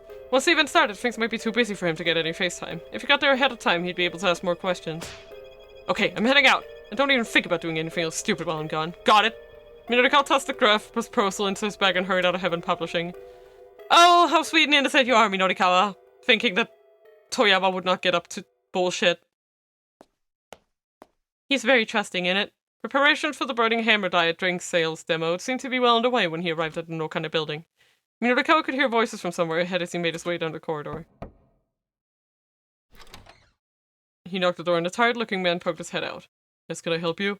Hi, my name's Minorikawa. I'm a freelance writer. I'd like to interview you about Burning Hammer. Huh? Oh, an interview! The man's face lit up with an enormous smile. You're the person in charge, then? Minorikawa asked. That's me. Name's Juichi Yanagishita. Thanks for your interest in Burning Hammer. Because you want to just burn those pounds away. It's the sales pitch, eh? Well, at least the guy was confident in his product. Is that tagline actually true? Minorikawa asked. The more you drink, the more you lose? Absolutely. Have a try for yourself and you'll see. Here, free sample. Yanagishita produced a small bottle from his jacket pocket. It was filled with some kind of red liquid. So this is Burning Hammer, huh? Yes, and I don't mind telling you, it's a fantastic product. The proud smile on Yanagishita's face spread from ear to ear. Minorikawa opened the bottle. Oh, hey! Yanagishita said quickly. Before you drink that! What? You're not on an empty stomach right now, are you? Minorikawa blinked. What? Well, it's just if you drink the product on an empty stomach, how do I put this? There's a minor health, I mean, it's just your body might not, it's just, look, don't sweat the details, it's fine, Minorikawa said. I didn't have any breakfast this morning, but hey. Ah! No! He took the tiny bottle back and drained it in a single go. It didn't taste bad, really. In fact, it didn't taste like much of anything. Not much flavor, huh? He said. Well, yeah, it starts out that way in the beginning. Are you feeling alright? Alright, how? Just, you know, alright. Are you sure you're feeling fine? What is it? Minorikawa asked. If you want to say something, just say it. Alright then. So it turns out that if you drink it on an empty stomach, some nasty stuff can happen. Nasty stuff? Meaning what exactly? Well, let's see. First, there's a tingling sensation on your tongue. Indeed, an uncomfortable tingling was starting to spread along Minorikawa's tongue. After that, your whole body starts to get hot, like froosh! Minorikawa felt a flush spread across his skin. He starts sweating all over. Sweat was practically streaming from his pores. A sort of steam will start coming out of your ears and nose. Water vapor began to gush from his ears and nostrils as if from a kettle that had reached to boil. And finally, before Minorikawa could hear what the last thing was, his body was launched into the air like a rocket. His head crashed into the ceiling and he crumpled right back to the floor. What? Minorikawa can... Yeah, he went to space. Whoosh!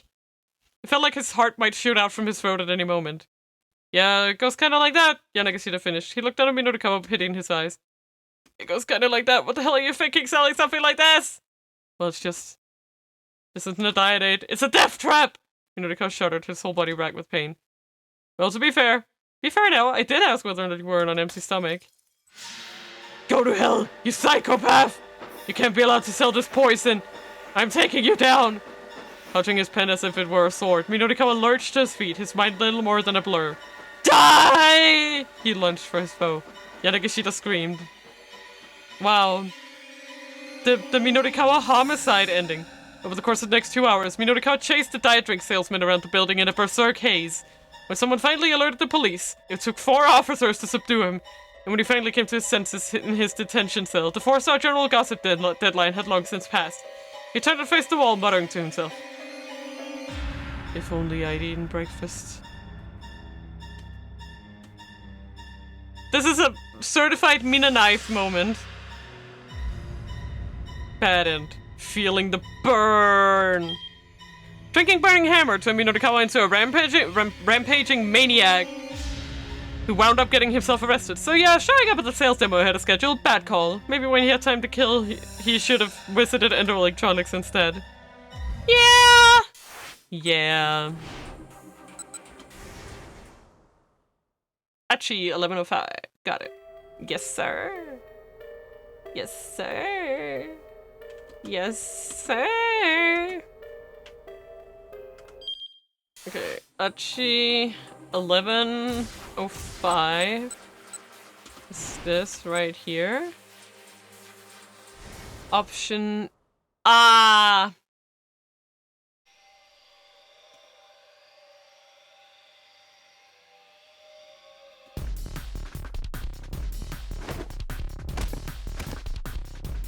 okay, that was option A. And Minorikawa 1130. Oh. Okay, I think I need to keep going. Wait. How do I... Uh-oh.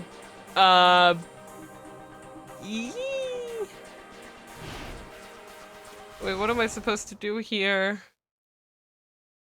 I can't go to 1130?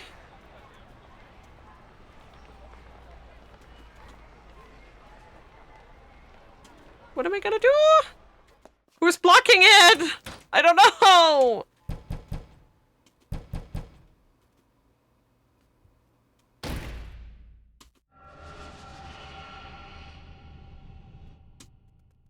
What the hell are you doing?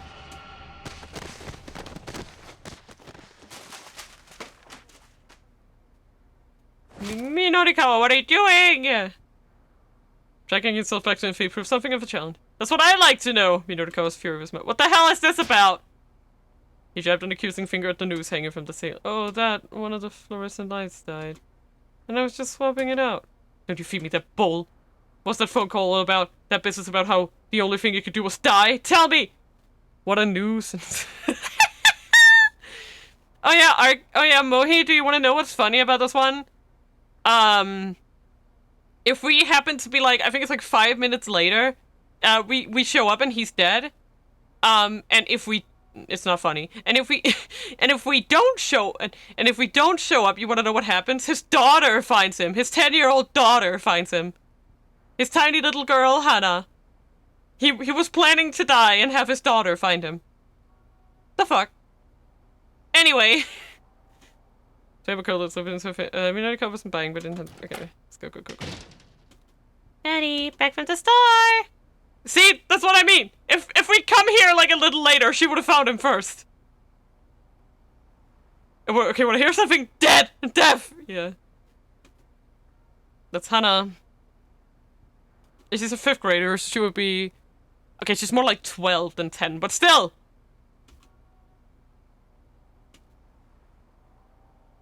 Well, you know, it's almost gas heater season after all. The hell it is!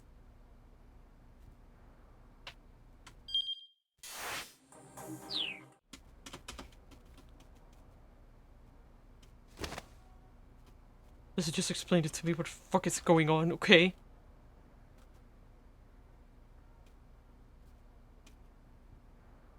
Like, bro! Toyama! Okay, I need to figure out what's causing this, because I can't get anywhere otherwise. Wait.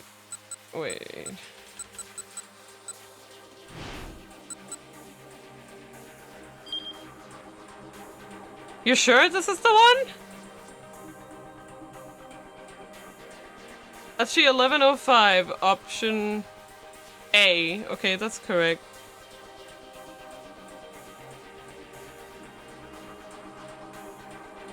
Yes? Wasn't Achi's later? How can I... That was 1150. This is 1105. Yeah. I mean, fine. I guess I'll have to go check again.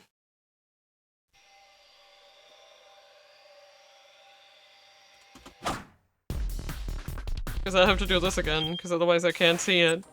This one was way ahead. This one was this one. And I changed it back, because otherwise this will be a bad ending. So yes, I did. And then you said, this one is 1105. This is the choice at 1105.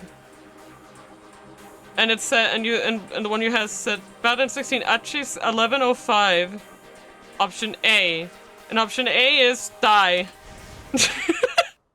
Option A is get killed by Tatsuno. Yeah, but I don't know where it is! That's the problem. I mean, it can't be this one. So it's not this one. So, okay, what is causing the keep out? I don't know what's causing this. I guess I'll try Osawa. That's the only one I can think of. Because he's related. If it's Osawa's bad end, then it might be related to him. Something I want to show you. Could you come in here? Damn.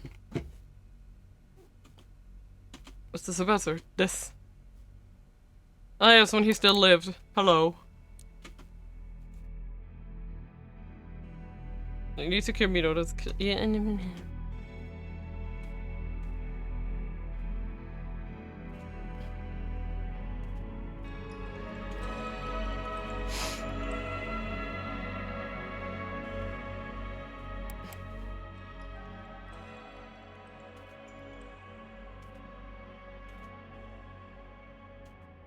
To make sure I use gonna be working.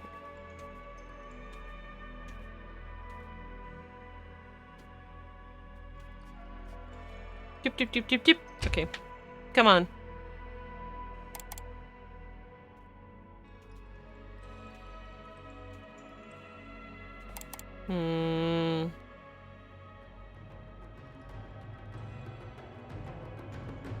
Oh my god, this music again.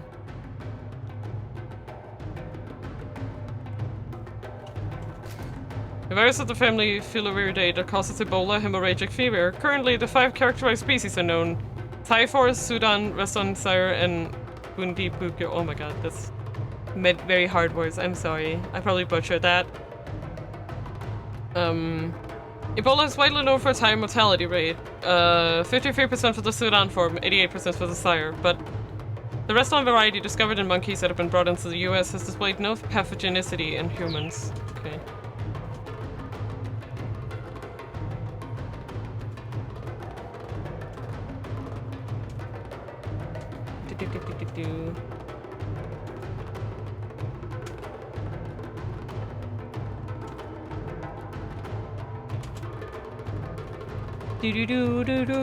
Okay, come on.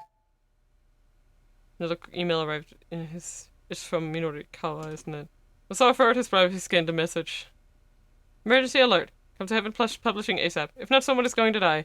Minorikawa. Wait, what? What? Minorikawa? He wondered if it were related to the mysterious email. Or maybe the sender had some information about the kidnapping.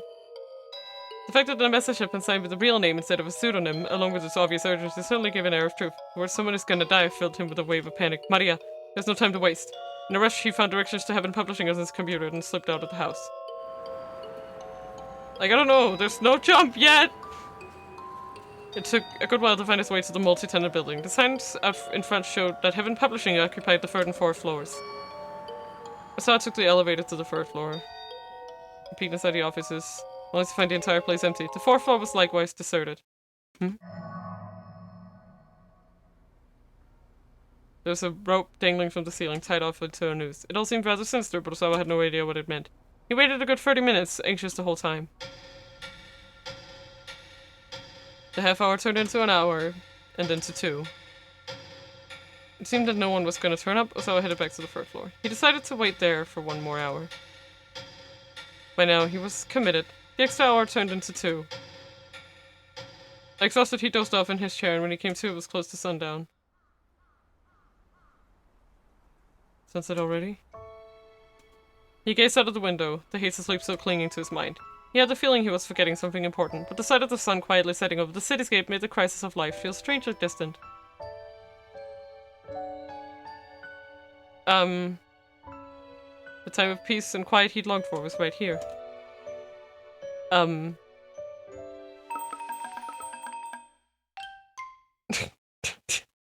Thank you for the, A mysterious email told Osawa to go to Heaven Publishing, but there was nobody there. This email was sent by Minorikawa, of course. At around 11:30, he blasted out an email to all the reporters he knew, but in his hurry, he screwed up one of the addresses, which, coincidentally, delivered a copy of the message to Osawa. Obviously, this never would have happened if Minorikawa hadn't rushed out that email. I didn't even have to do anything! Okay. Who was it? I changed initially. Achi. Sure! Whatever. I'm saying Achi, shut up! Okay, go son. What are we doing this time?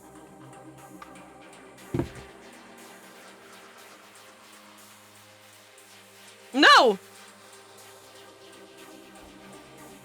Okay. That in Minorikawa. 12:25. 12:25. 12:25. 12:25. This one? A weird sound. A weird sound. A strange sound. I need to know. Okay. And then Osawa. 12:45. Okay.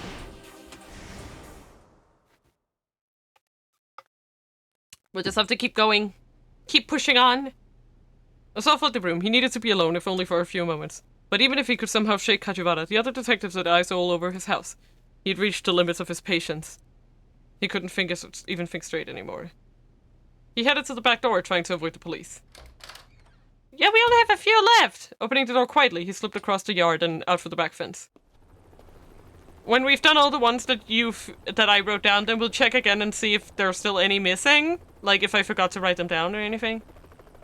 He didn't want to venture too far from the house. He found a tiny alley and took cover there, thankful for a few moments to himself at last. While there, he caught sight of a man and a girl, a father and his daughter, running past the main road. It looks as if they were running from something. The man glanced anxiously back over his shoulder, dragging his daughter by the hand. Osawa watched absently as the pair rounded a corner and disappeared from sight. Not long after, a pair of fuckish-looking men came running around, heading in the same direction. "You there," one of them called him. "You see a guy and his daughter around here? You should have come by this way." There's a hint of menace in his voice. Osawa feigned ignorance. "Don't think so, no." "Come on, Yutaro, let's go," said the older man. "Alright," replied the other. The two dashed off in the direction the father and daughter had gone. Osawa took several long, deep breaths. He managed to calm down slightly, but the worry gnawing away inside at him still lingered. Dun dun dun! Osawa groaned inwardly when he got back to his study. "You still here?" "Yes, sir. I was told to keep my eyes on you after all." "Believe me, it shows." "Miss Osawa, if you're going to go outside, I'd appreciate it if you let me know first." "What?" Kajiwara realized he snuck out of the house. But more importantly, Kajiwara reached back into his suit pocket. "I've been meaning to give this to you." He held out a small plastic bag. Inside was a scrap of paper of some sort. "What's that?" Osawa asked. "This is what was clogging the toilet, sir." With some hesitation, Osawa took hold of the bag. "Huh? That's... The passenger name here is listed as Kenji Osawa." In the plastic bag was a plane ticket, specifically the one for his upcoming flight to the US the following week. He left it out on his desk. How'd it wind up getting flushed down the toilet? Uh-oh. "This looks like it's pretty important, sir," Kajiwara said. "I must say, it was pretty careless of you to accidentally flush it."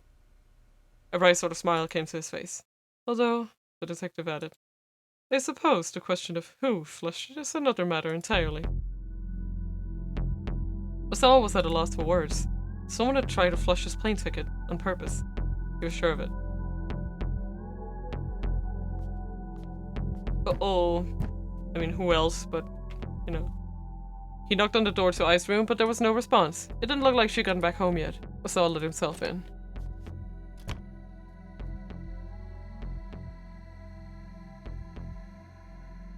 The stinging scent of her perfume pervaded the room, which was decorated all in white. Clothes were strewn all about, as if to put her slovenliness on display. She'd been like this ever since they'd gotten married, and Osawa had long since stopped caring. It must have been Ai who tried to flush the ticket. He knew she didn't want him going to America, but still, couldn't she have found a better way to get rid of it? Thanks to her, he'd been stuck hunched over the damn toilet, fighting with the plunger. "Couldn't you have picked a better way to ruin my life, lady? Damn it. God damn it." Osawa sat down on the bed amidst the brand name clothing, then he spotted something odd down by his feet. It was a gold cigarette lighter. Just when had Ai picked up smoking? Osawa picked up the lighter and set it on the shelf next to the bed. He started out of the room, but then he noticed a scrapbook on the bookshelf. The rest of the shelf was filled with fashion magazines, so the scrapbook definitely drew his eye. Curious, he took it down and opened it. Suddenly Kajiwara came barging into the room. "Miss Osawa!" he cried out. "It's your wife! She's gone completely hysterical!" "She's what?" "Ah, yes, this ending. Please follow me," Kajiwara led Osawa to the cafe where I had gone. The instant he opened the door, Osawa's ears were assaulted by a veritable whirlwind of verbal fury. "What the hell are you doing? Hurry up and arrest this man!" The grating, histrionic voice was none other than Ice. "Ma'am, please," begged the officer she was verbally assaulting. "I just need you to come with me for a while so I can ask you a few questions about the situation." The officer looked nearly on the verge of tears. A strange man, not to be outdone by Ice shouting, added his own voice to the chorus. "Hurry up and find the listening device. She's got one on her, I'm sure of it." "Oh, shut up. Please, please shut up." He'd only just stepped in through the door and already Osawa wanted to run away. The cafe was almost deserted, probably the rest of the clientele had been driven off. What few customers had remained were rooted in their seats, apparently afraid of getting caught in the mayhem themselves. "How dare you call yourself a police officer?" I harped. "This is dereliction of duty is what it is." "Ma'am, please." The officer was in tears now. "To think good taxpayer money pays your salary?" "Ma'am, please." "Recording a conversation without consent is a pretty serious crime," the other man railed. "Not cracking down on that. That's the dereliction of duty." Jesus Christ. "Sir, please." You know what? Fine. I'll find the bug myself. Sir, please! The policeman exclaimed again as the man advanced toward I, holding on some kind of electronic device. I recoiled. Stop that at once! Don't you dare touch my belongings! Aha! So you do have something to hide! Alright, alright, alright. Kachibana interposed himself between I and the strange man. Oh, not you, I groaned. Why don't you mind your own business and get the hell out of here? Yeah, the man agreed. Mind your own business! Oh, don't you mind me, Kachibana replied. Ma'am, your husband is here. He kissed your little son. Oh my god! Kachibana, you traitor! You traitor! So I hadn't expected to be put on the spot. He stood frozen, speechless. Now what? I snarled. What do you want? Nothing in particular. I just was up against the back away on reflex, but I closed in on him. That's how it always is with you, she shrieked. You never care on one whit what I do you? And you know what? That's fine. But it wouldn't kill you to show a little concern when I'm under attack like this. You're her husband, the strange man demanded. Look, someone's planted the bug on your wife. Could you be caught up in something big? Tell me. Why? Why are they all coming at me now? Leave me. Sir, please, the officer turned to us all. We just want to hear your wife's side of the story. I'm afraid I'll have to ask all of you to accompany back to the station. Osama felt like he was standing in the eye of a hurricane that was whirling faster and faster. Are you even listening? Hey, you hearing us all right, man? Everybody, please! Osama simply stood paralyzed and stared at the storm of fury raged on and on. But no matter how hard he wished for some escape, the storm showed no signs of passing him by. I want to go home. I never should have come here. Why? Why did any of this happen? Ripperoonie! I goes overboard. That's an understatement. What an ending. Osama walked into the middle of an argument between his wife and some weirdo at the cafe. The fight kept escalating until everyone involved got an invite down to this police station. It's doubtful that anything Osama could have said would have stopped I from leaving the house in a huff. So maybe the guy she's arguing with needs to change what he does. Minorikawa, this is why you stop.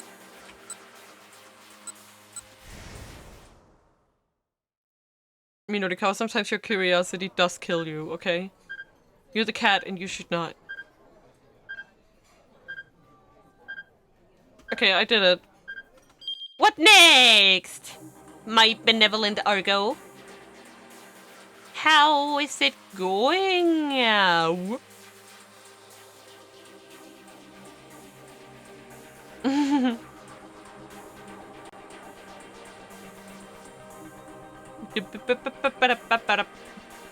Tama! Okay, 1340.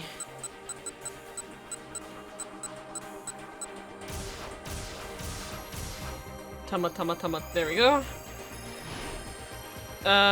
Wait, what? Oh, this one. What to do with the cat suit?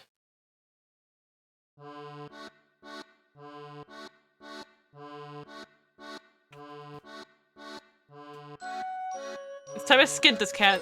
The exact origin of the face, there's more than one way to skin a cat, is uncertain and a matter of some dispute, though it appears to have arisen in the latter portion of the 19th century. It's hard to imagine why anyone would want to conjure up such a gruesome mental image. Need to get rid of this costume, whatever it takes! Okay. Then 1350, Achi.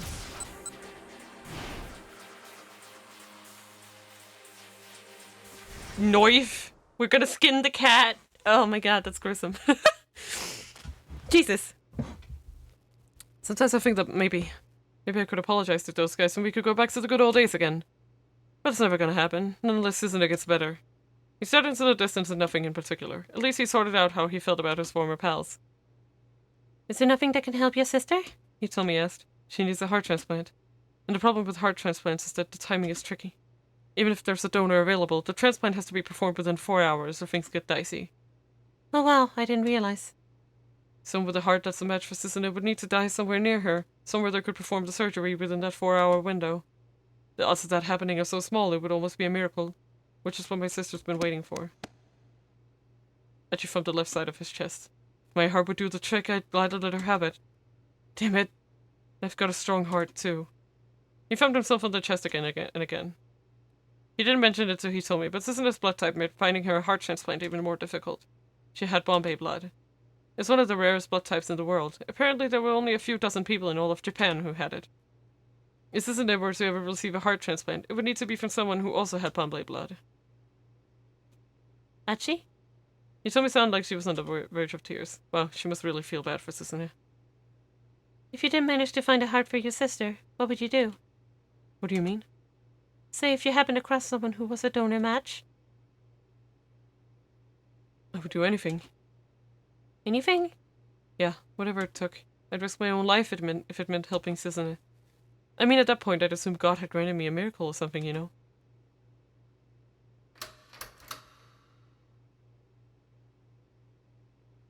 Mr. Tanaka? He told his voice with barely a squeak. For a moment, all was silent. Maybe it's just a cat, as she suggested. Or not. The doorknob rattled ominously. You really think that's Tanaka? Achi asked. I'm not sure. If it were him, I think he'd probably say something. Achi grabbed Hitomi's hand. We better hide. Two of them slipped behind a large piece of plywood, stage dressing. The door swung open with a loud creak. In stepped a cat. Oh, it's just a kitty cat. A giant kitty cat walking upright. As Hitomi stared in confusion as someone in a cat costume slipped into the room. There's something vaguely sinister about the fuzzy figure. Ooh! The cat had both hands stuffed into its pockets and shuffled as it walked, dragging one leg. You think that's someone with the feeder troop? Achi whispered. Maybe? The two huddled in the shadows, pressed almost cheek to cheek. They watched as the cat rifled around inside one of its pockets and then pulled something out. It was a bundle of keys. No doubt the ones that it had used to get inside. Achi's eyes fixed on the furry mitt that held them. It was stained dark red. There could be only one thing. Blood. In that moment, Achi finally realized just what was going on. It's no theater guy. It's the assassin! No!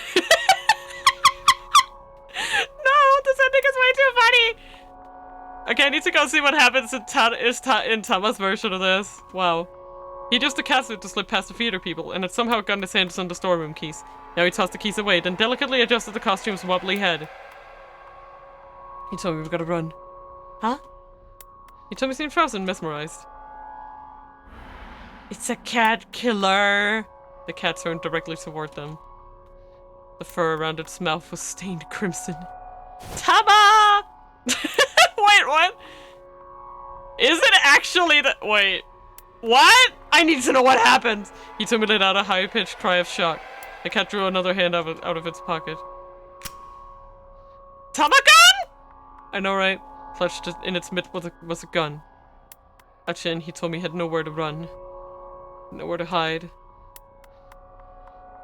Okay, what the fuck? What the fuck happens? What's up with the cat?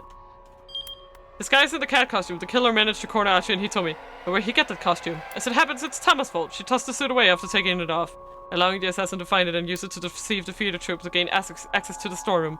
Little could she have known. Tama knife win, I know, right? Wait, I need to see what happens. I want to see what happens here, okay? I just want to see the... See, this is not what I... This... Yeah, I remember Monarch, yeah.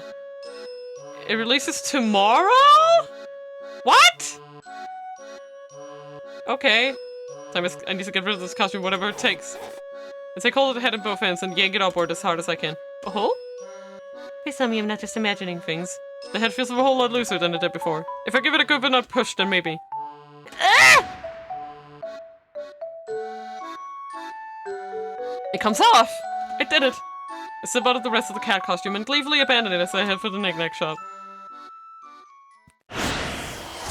Yeah, okay, and this is where I go to Achi. I wanna see, okay?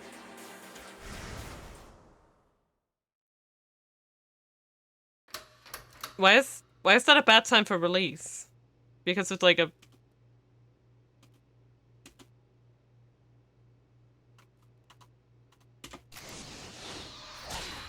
I wanna see, do I get to see, like, Killer Tama or something?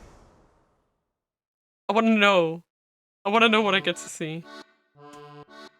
Okay, come on. Come on, I wanna see.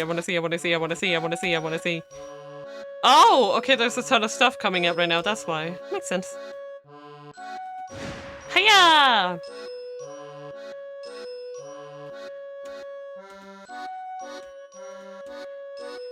Boy. Okay, I'm gonna see, do I actually...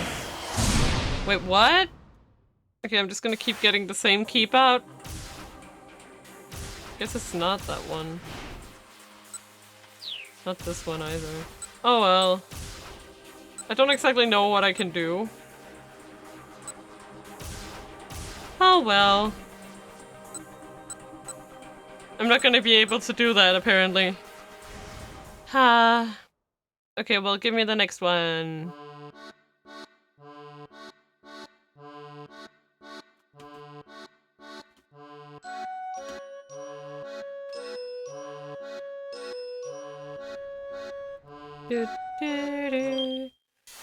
Okay. Here we go.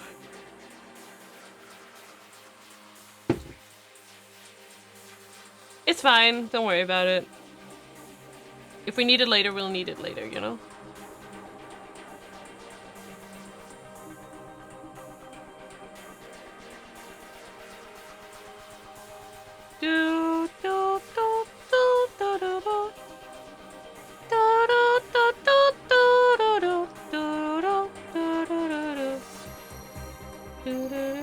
Okay, we're gonna spin, spin, spin. Let's go, spin. Spin.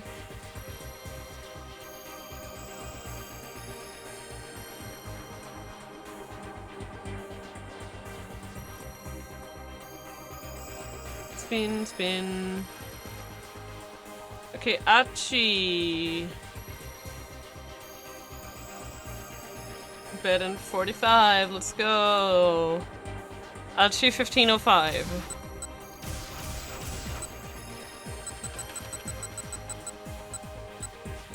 Okay, here. Option A.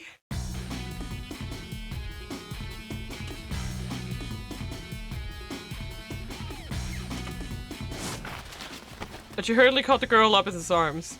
The maneuver kept her out of harm's way, but the momentum swung her high into the air. She dropped a sheet of papers she was carrying.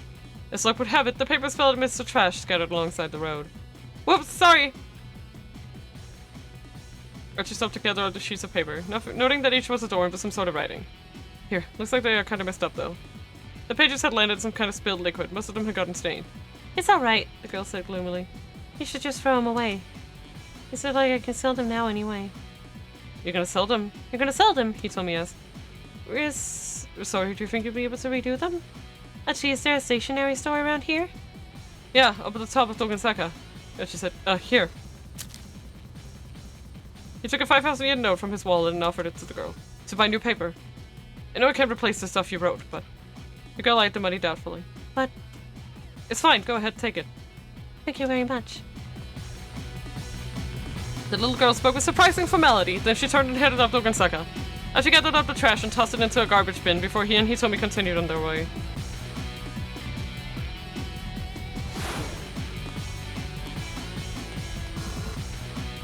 No, I know there's another choice coming up, right? I don't think I can skip. Oh, I can. Hi, Tawin!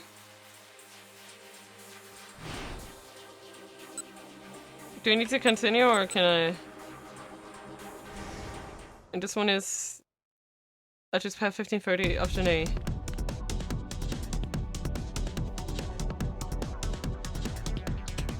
Now stay back, don't get too close!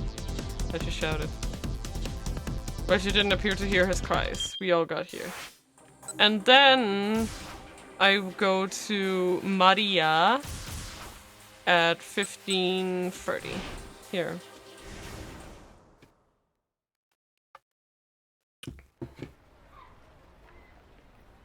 Eventually, I muster up the energy to start walking around town, heading nowhere in particular. The billboard outside of the department store displays a poster of some female musician. She must be pretty popular because lots of passers-by stop to take a good look. Am I just imagining things? I feel like I saw the same poster somewhere very recently. Staying underneath the sign is a woman talking on her cell phone. Sounds like she's having an argument with whoever's on the line. Ah yes, my lady Ayaka Miki as herself. I love this game. Good stuff. Ayaya! We have Ayaya Kamiki. Ayaya! I don't want to be nosy, so I just pass on by. As I come out onto Kowandori, I gradually come to a halt. Okay, who could play Ayakamiki? What about Ayakamiki? I'm a little tired from all this aimless wandering around. I let my gaze stray along the street as I consider my next move. Then I catch sight of a blue minivan parked across the street. Oh! Suddenly my heart starts pounding. I know this. I know this minivan! Oh. Sorry about that. If I head over to it, I'm sure I'll remember something. As if pulled by some huge magnet, I make my way toward the vehicle. Oh. There's a sudden thunderous boom. I'm knocked flat by a blast of energy, and the world goes topsy-turvy. As I lie in shock, a wave of unfamiliar images fills my mind.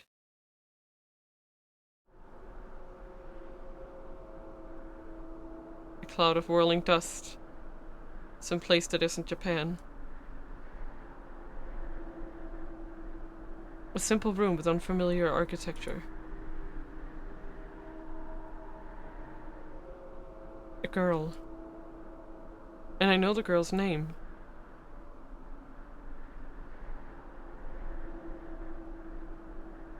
Her name is...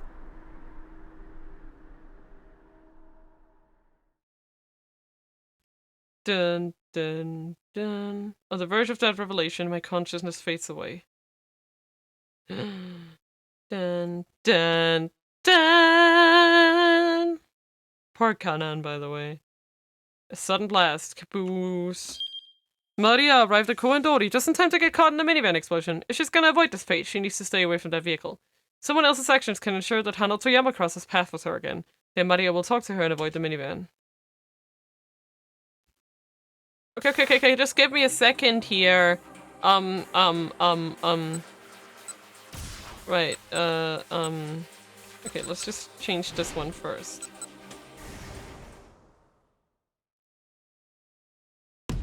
This one first and then the one before it. I think that's easier. He told me wait. Okay. And it's done. And then the one at 15, this one. Wham!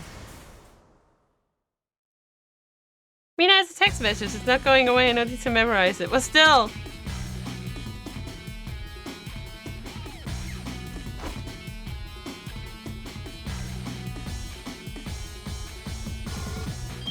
Okay, Achi, 1515. Option A. I think I already got this one. Wait, let me actually check that. Not this one. I think I might have actually got this one because I just watched this one to its ending. It's the one.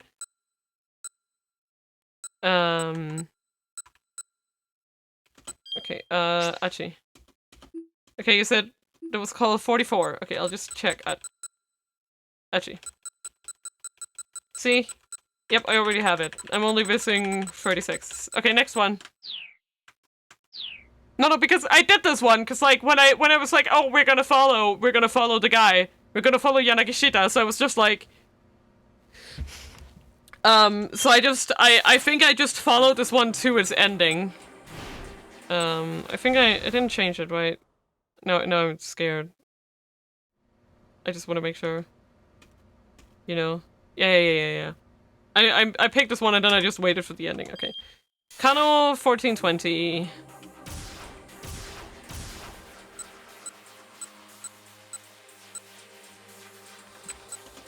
Here, I think. And I pick B. then I go to Osawa. It's you! And then I could just tap to him. I love an easy jump.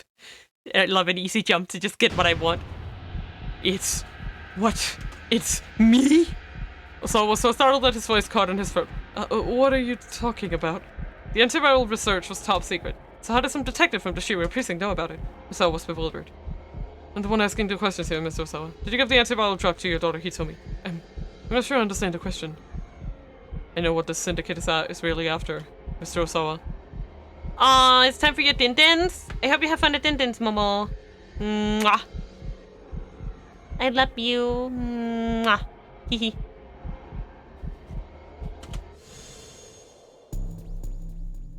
Osawa's mind went blank when he heard what Candlesticks said next. He could get no reply. I have to go down and get it. Go down and get your dinner. Go, go, go. Go, go, go. The detective continued after a moment. Is everything alright? Without really thinking, Osawa hung up. He's so tired, I don't want to leave blanking. Yeah, come on, do it. Do it, do it, do it. I know it's comfy, but you need food. You really do. Osawa staggered out of the living room. He needed to be alone. To his surprise, Kachibata did not try to stop him. Shutting his study door behind him, he dropped onto his sofa and got a bottle of pills. He started it, thinking back on what the detective had told him. I know what the syndicate is really after, Mr. Osawa. It's you. See you, Momo. I'll do a big stretch for you. Ooh.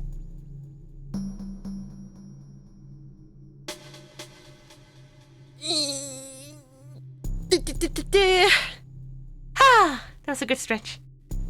Thank you for the stretch. Jacob Kano had a point. From a financial perspective, Osawa's discoveries, and indeed Osawa himself, were incredibly valuable. Immersed as he was in his research, he'd never imagined he'd become a target. The kidnappers had used that artlessness to catch him completely off his guard. He'd fought back to the emails that A had sent him. For now, they were just stringing him along, but before long, the guilt bombs might turn into more direct threats. They would extort his money, steal his research, and finally have him killed. It was so easy to see what their plan was now. And the worst of it was, if he wasn't their only target. Kidnapping Maria would only be A's first step, so I contemplated in horror how his family would all be victimized because of him. There's only one thing he could do. He poured a amount of sleeping pills out into his hand. Then without any hesitation, he gulped down the lot. The effect on his body was slow to start, but he felt a deep and irresistible drowsiness began to creep over him, as his consciousness was starting to fade. He heard the distant sound of the front door chime. Moments later, the study door opened and Kajibata peered inside to see Osawa lying on the floor. Miss Osawa, are you okay? Mr. Osawa! The detective's voice was rapidly fading out. As Osawa surrendered to the irresistible urge to drift into sleep, his mouth gaped open. Dun dun dun. Aw, it's okay. Take good care of yourself, Argo. Stay comfy in your pillows. Yes, come for me. Those were his last words.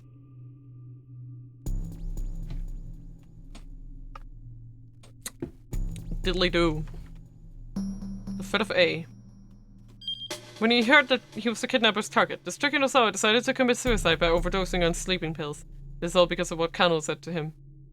A simple error in word choice that Osawa to a completely wrong conclusion. Kano ought to properly inform Osawa just what the kidnappers are after. Jeez, you're so silly, Kano.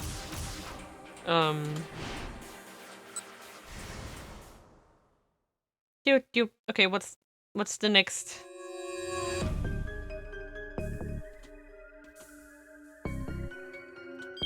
Boop! Boop! Okay, 38. Kano. 1420. Oh, okay. Can... Is this the same one?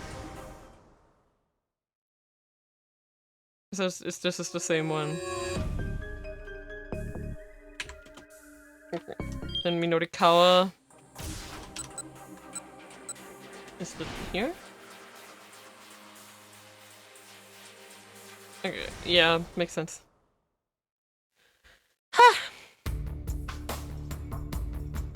Shoto was one of Shibuya's, indeed, one of Tokyo's most upscale residential districts. Wherever one looked, there were stately manor houses, giving us of an imposing air, sending the message that this was no place for the common folk.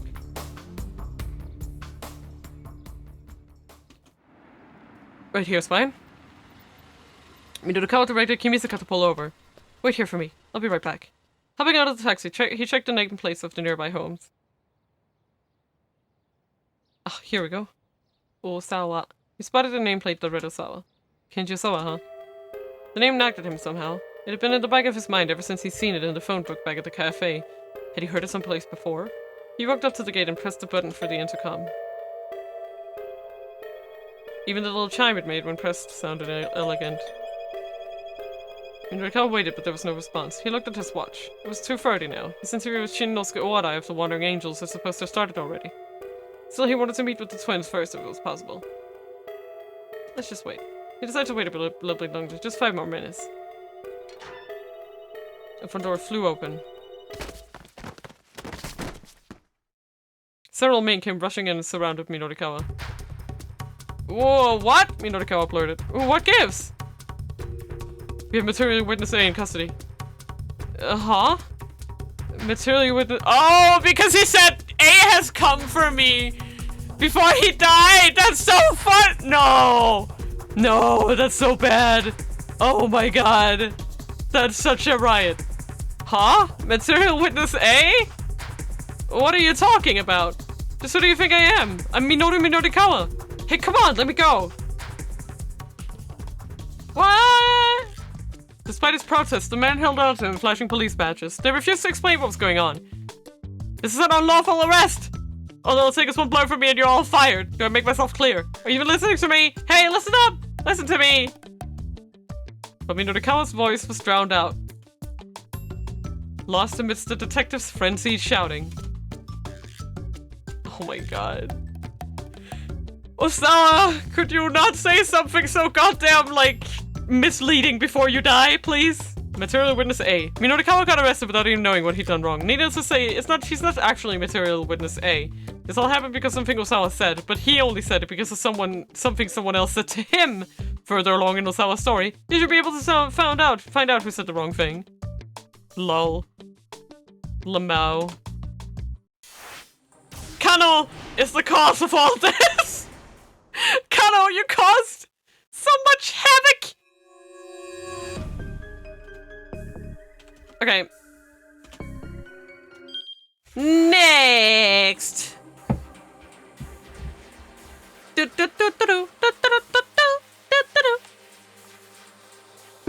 36, Maria.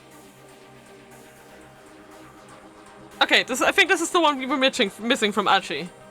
Maria. 1430? This is this one.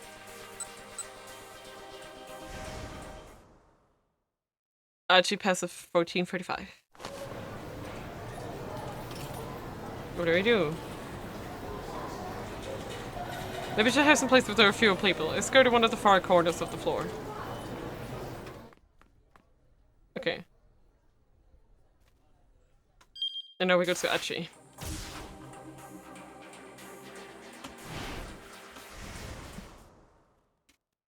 Let's go! Achi took the escalator down to the 3rd floor. And there was Hitomi standing right in the open, after he'd been searching for her high and low. There you are! I thought you were gonna meet on the 2nd floor, Achi said. She stared back at him in confusion. Ah, well, anyway. Come on, we have to go hide. Hide? Why? She gave him a dubious look. Achi felt something was off, but now wasn't the time to dwell on it. Because those guys might have found us, he said. They're outside. We need to hide, Tama! He took hold of Hitomi's hand. Hey, let go! What gives? She quickly yanked her hand away. Uh-huh? As Achi tried to make sense of the way she was acting, she took off down the corridor. Hey, Hitomi! He hurried after her. It was like changing her clothes had also changed her personality. So he couldn't just leave her alone. The kidnappers might well be closing in. He stayed in pursuit of her, trying not to draw too much attention. He headed to the direction Hitomi had gone, and came to a stairwell. What the hell's going on? Had she gone up? Or down? Achi frowned in consternation. Hey, stop right there! He heard shouting come down from below. Then came the sound of footsteps rushing up the stairs. Hitomi? Was someone chasing her? And she bolted down the stairs before he could mull over it too much. Down on the landing, he ran into a man who was pale in the face. You gotta help me! The man would cowered behind Achi. Two thuggish-looking men came up the stairs after him. Hand him over, kid. Yeah, don't make us do nothing, we'll both regret. No. Two guys bullying some frail old man? Achi huffed. You want me to just turn a blind eye while that goes down? Yeah, that's not gonna happen. The younger fellow, the one who looked like a small-time gangster, sneered. Ah, you're gonna want to turn a blind eye to this man? This is gonna get bloody. By the way, Achi asked, either you see a girl around here? Super cute, about your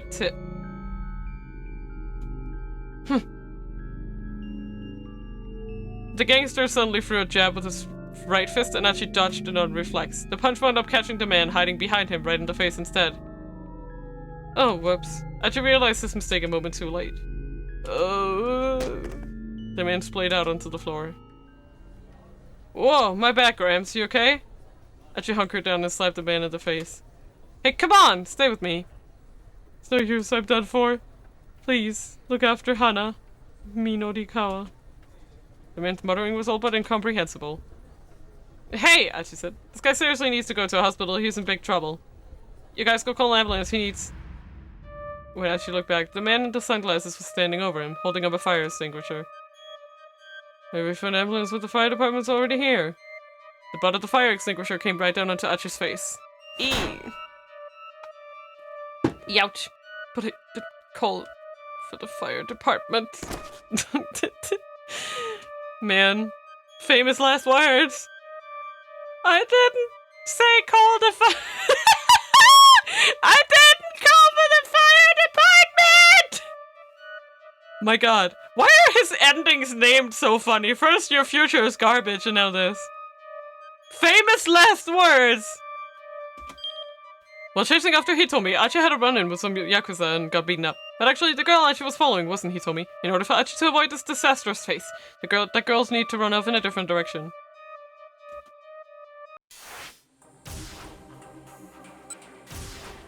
Yeah, Hitomi's roach death! Oh my god, I forgot about that one!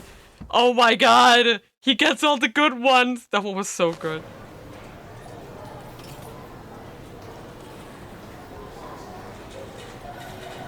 Okay, Tama, 1305. Up.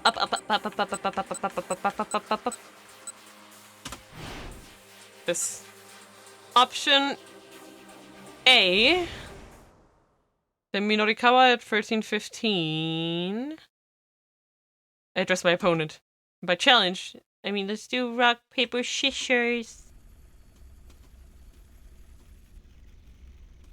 Yeah, and if I win, you have to let me get those diet drinks. Here we go.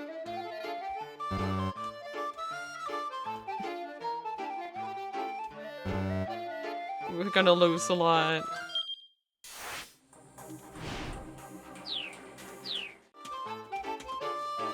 We're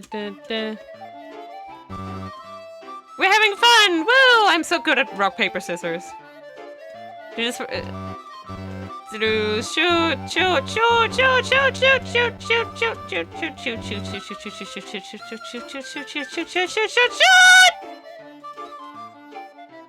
I know that wasn't enough times, but this goes on for a good 30 minutes.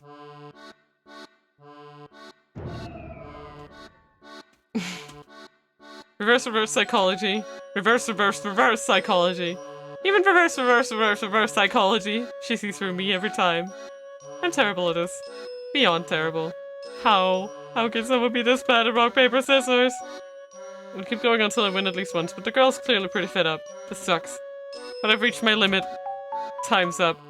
Well, thanks for humoring me for so long. Guess those drinks are all yours. Bye.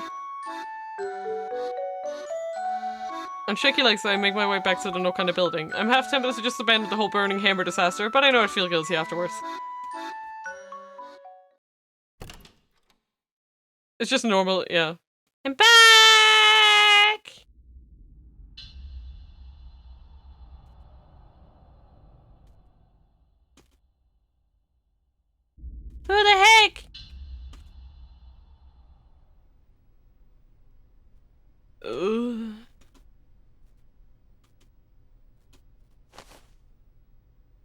has death come for me at last, then? If you're here to finish me off, then you're welcome to try.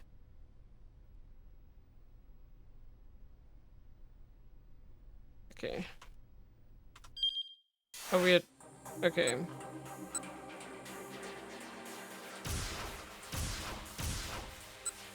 So it's like around here?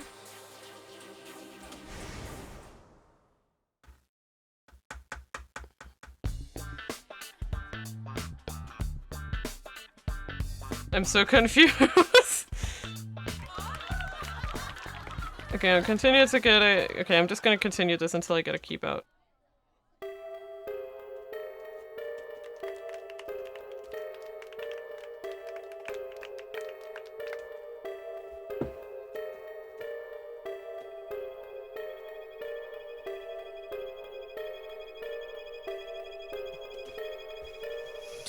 Do-do-do-do.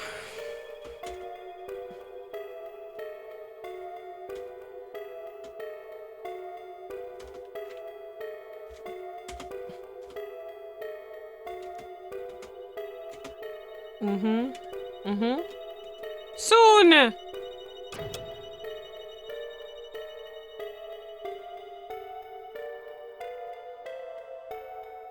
I'm assuming I just have to pick this one.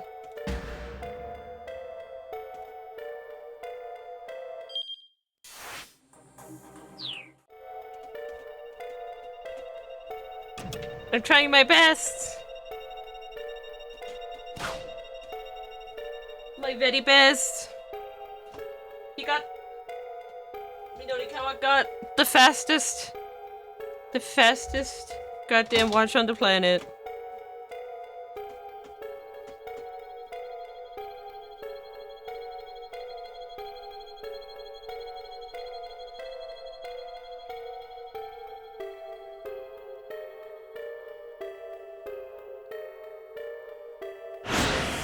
Okay, this is the keep out. Okay, and then I go to Tama. Here. And then I jump. Right. Time's up. Oh.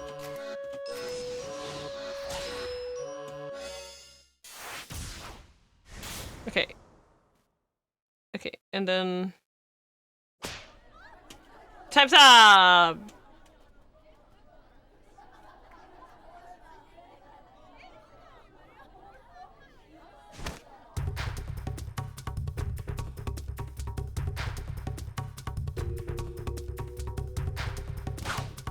A pacifist! And I made 3 million in preparations! Yanagishita shook free of Minorikawa's grasp and shoved a hand at his face for a change.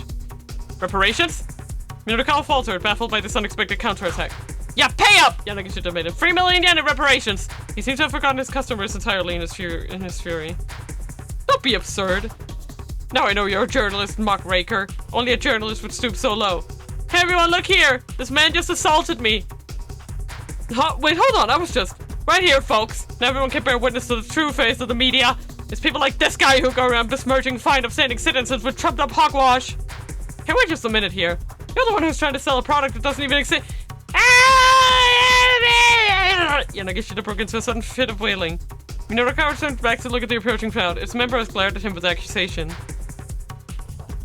Ladies, Yanagishita begged, his voice interspersed with sobs. I am so sorry. I had this amazing diet aid that I was planning to offer you all at a reasonable price, but it turns out I won't be able to sell it after all. This man is gonna write a piece of how my product is bogus. My company's reputation is gonna take a huge hit. It's because of that. I won't even have a product to sell you. And it's all going to be his fault. As he choked out his words, Yanagishita dropped to his knees in defeat. That's when the riot started.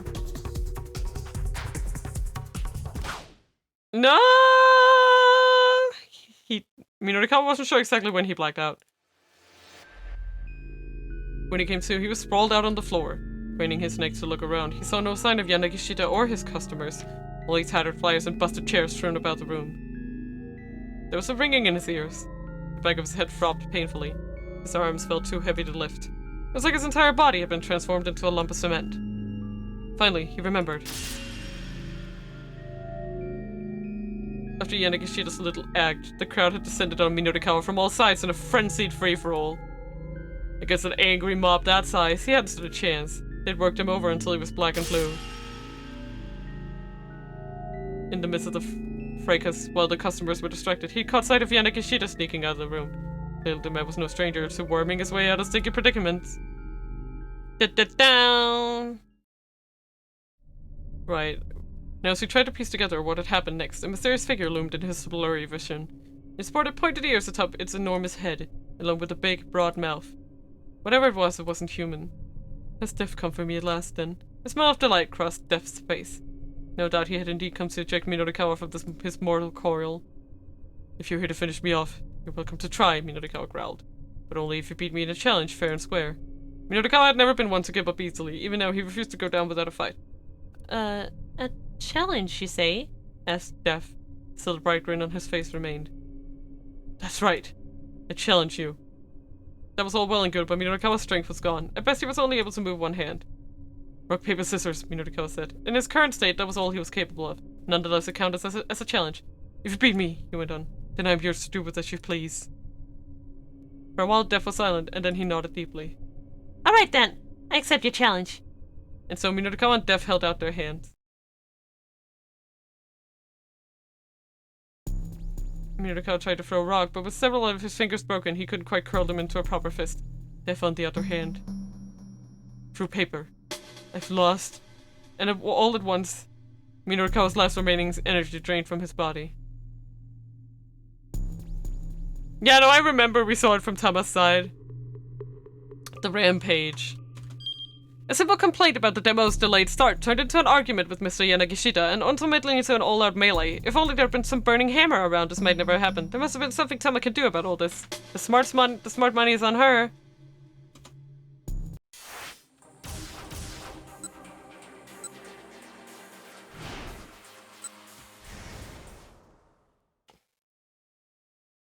I like how we actually did have to challenge her to a fight.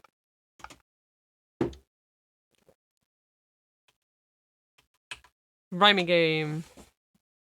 Like, I like how we literally ended up fighting her and still winning. 3 more to go. Okay. Bandit 30, Minotikawa's path 1305. Aye, sir. I'm already here. Option B, ending occurs in Tama's path at 13 to- oh god. Are we gonna hit her? That's cruel. I know Miku's strong, but I still feel bad. Take this! He drove a punch right into the girl's flank. To his amazement, the girl shrugged off the blow, as if it were nothing, her grip on his collar tightening further. Oh, you want to throw down, huh? She sneered. Shifting position suddenly, she snatched Minotikawa by the hair and dragged him out onto the road. I want to see this fight. Before he could persist the trouble he was in, it was already too late. He cowered away from her, shielding his face with his arms, only to feel the impact of a rain of punches and kicks in his exposed back and thighs. Pain shot through his body as each blow landed with a perversely satisfying thump. And then the pain continued to intensify. Oh crap, I'm gonna die here, aren't I? Never thought my life would end so soon. Is that also a bad end? Huh? He's saying in pause only. Wait, do I know you? Don't I know you? She stared down into his face. Hey, you're Mr. Minotikawa! Shocked to hear his own name, Minotikawa peered up at the girl. Miku? Yeah! Wow, so you do remember me. It's almost bubbly, as if the beating she'd been dishing out was all fun and games. Sorry, I didn't realize it was you. She held out a hand to help Minotikawa back to his feet. Well, how long's it been? She asked. About 5 years, I think, he said cautiously. You still doing your bonsai stuff? Nah, she replied. I gave that up. Miku had been Japan's bonsai champion back when she was in middle school. One day, local delinquents had vandalized dozens of Miku's bonsai pieces. Minotikawa had met her when he interviewed her about the incident. I want to get strong, she said. I want to be able to beat those guys up. And so Minotikawa had introduced Miku to an acquaintance of his who ran a martial arts dojo. I still love this backstory. It's like... Okay, let's go... Tama. 1310.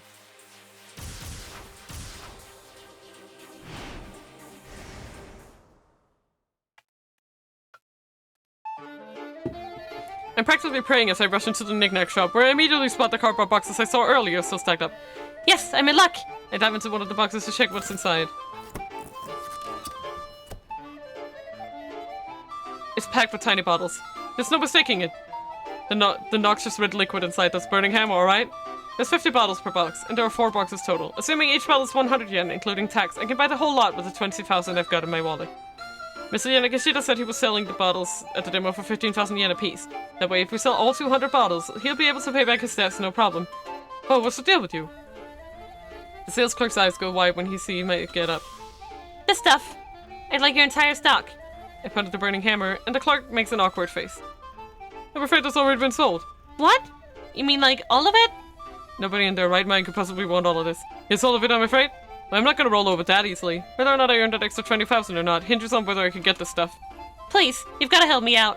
I'm afraid it's out of my hands. And could you get in touch with the buyer? Tell them I'm willing to negotiate. I suppose it wouldn't be an issue, but actually, would you mind waiting for just a moment? She said she'd be by ASAP.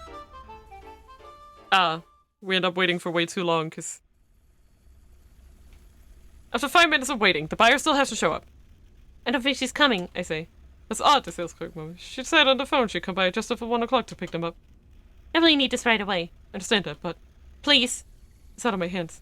By now the sales demo has already started. If I come back empty-handed, what was the point of all this effort? Gimme.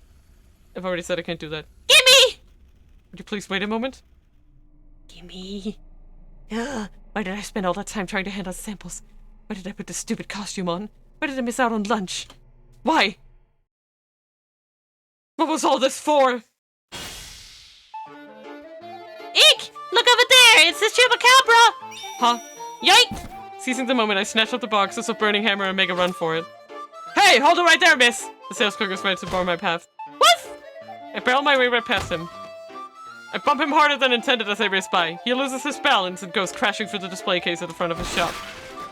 At the same time, I hear something else topple over with a thud and a gurgle. The sort of liquid begins to gush from a red polyethylene container. Uh-oh! The sales clerk's eyes go wide and he stares fixed on something on the sidewalk nearby. It's a cigarette!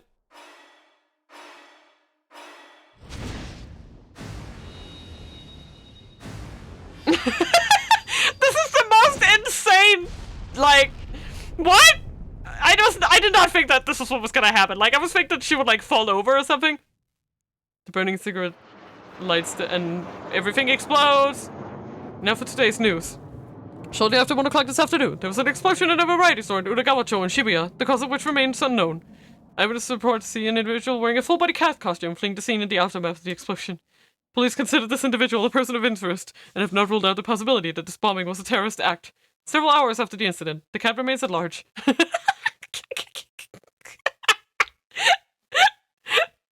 No, oh my god! I mean, for Tama, this one was still fine. Just a dude died. She fled the country. Oh, okay. Tama wound up as the prime suspect in an apparent terrorist bombing. If the buyer had shown up earlier, Tama's argument with the sales clerk might have never happened. To say nothing of the rest, as a matter of fact, the buyer was just outside the shop at the critical moment. She was held up when she happened to run into someone. There's someone's action at 1305 with the key to changing Tama's fate. What just happened? Okay, so there was a cigarette butt, and it was hit by, I think, gasoline, probably, and then it exploded, and Tama was like, "Whoop! I'm leaving! I'm a murderer now!" And then the news assumed that she was like the killer, and I guess she kind of was, but it's fine. And then she was like, oh, oops, I'm a terrorist now. I guess I better leave the country. And then she fled to I don't know, France. Who knows? Who cares? It's fine. God damn it, Minorikawa.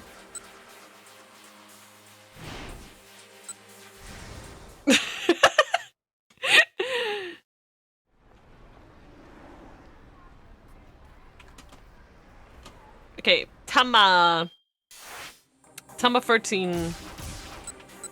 This one. Let's go. We're selling the miracle stones. I rack my mind for the best course of action, and at long last I arrive at a conclusion. I just have to find something else to sell. I'll just have to find something else to sell. Well, what could that something be? I try to think. Finding inspiration is like trying to squeeze blood from a stone. I rack my brain, searching desperately for a solution. Yes! The Anagochis? Nah, not exactly a must-have product. And even if we could sell a few, I don't know what that'd say about the folks carrying them around. Best for the whole world if we keep them off the streets. Let's see, what else? Aha! I got it! I pick up the miracle stone I just tossed away, clutching it firmly in my mitt. I tilt my gaze toward the heavens and make a wish. Please, grant me a miracle. And my wish is granted. I'd like one, please! I'll take 10! You can see I can barely keep up with the demand as the crowd clamors for their miracle stones. Everyone is smiling and laughing, their bodies enthusiastically swaying to and fro. You're happy, and you're happy. You're all very, very happy. Standing on the stage, I hold up my miracle stone, swinging it like a pendulum as I recite my magic little chant. Bye, bye, and be a miracle stone. Stone, woo, stone! Yay, woo! The room vibrates with cheering and rumbles with applause. It really is like a miracle. I think I've actually turned this disaster around. Whoever smashed all the burning hammer, I don't know who you are or where you are, but thank you. I realize now that I'm crying tears of joy. I've never felt satisfaction like I feel right now, seeing all these blissful customers purchasing one miracle stone after another. Feels like nothing could possibly go wrong. Honestly, I'm just grateful to God that I get to be here right now. I mean, I have the utmost conviction that this is where my life truly begins. How beautiful! What a love story. It's not long after that epic sales event that I'm hired by Yamato Health Foods Co. Limited. Pretty soon after that, I'm on a plane bound for South America. I'm on a business trip to purchase our next product, Amazonian Miracle Mud. Oh no, Tama bought it. Tama, you bought into the hype! South American business trip! Woo! Tama prospers in your life as an employee of Yamato Health Foods Co. Limited, but this is but one possible future for her. And hey, maybe it's even a pretty decent one. Still, would you like to see what happens if she sticks to Burning Hammer? Bro.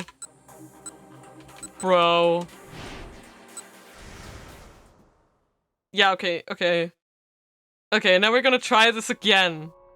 Now we're gonna try this shit again. Okay. Come on, we gotta be able to get it! We couldn't get it last time, but this time we have to. Okay, we're just gonna go to...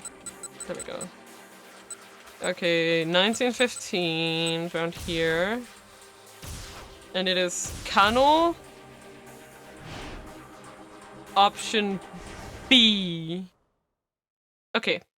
Kano's path, 1915. He ran for Achi.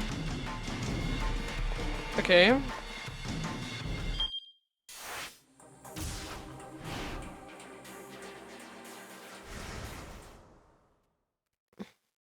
Okay, let's try. There, Mr. Palmer, take a look. When he saw what's inside the attaché case, the fake Alfred went pale. No, it can't be. Alfred, why? His voice was hoarse with betrayal. Okay. Then abruptly he broke into a still trusting someone really does make you blind. Such a simple, childish ruse. And it went right under my nose. The fake Alfred, Palmer, looked over at Kano. He needs to get out of here immediately, he said. That right there is C4. A high-yield plastic explosive used by the military. And that's enough to blow this whole area to smithereens. Blow the whole area to smithereens. Achi pictured Shibuya reduced to a blasted ruin. Meanwhile, Kano frantically began searching the inside of the attaché case. A microphone, Kano muttered. Hey, detective, is that thing gonna explode or not? Achi tried and failed to keep his voice from wavering. It looks like it's sound activated, but it hasn't gone off just from having people talking nearby. That means it must be set to explode in response to a specific sound trigger. A specific sound, huh? Now Achi understood Stanley's instructions. That's it! It must be Hitomi's ringtone. That's why Stanley had to power his cell phone off. So don't think we're safe then? Hitomi asked. It's not gonna explode anymore, right? Maybe, but it wouldn't bet our lives on it. Kano continued to his examination of the case. He carefully loosened the bomb and the cables, pulling them away from the lid of the case. The sight made Achi's heart leap, and Kano went stock still as if caught in a hungry predator's gaze. There's not just a sound trigger. The detective's voice was a raspy whisper. The bomb has also been fitted with a countdown timer. Achi could see the timer now. It had been planted underneath the plastic explosive. His blood went cold. Detective Kuzu, where's the bomb squad? When Kano made a desperate call to the police, Achi picked up the attaché case and peered inside. The digital timer was steadily ticking down the seconds.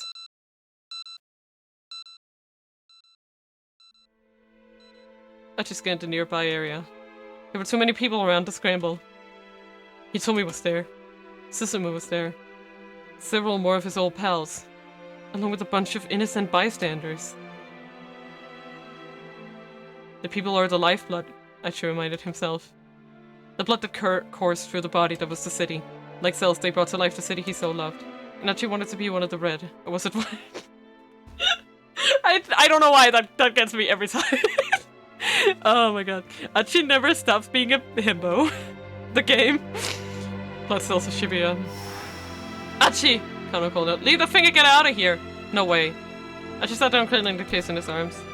He's such a dumbass, but I love him. Can't stop loving him. He's definitely a cell. Achi, what the hell are you doing?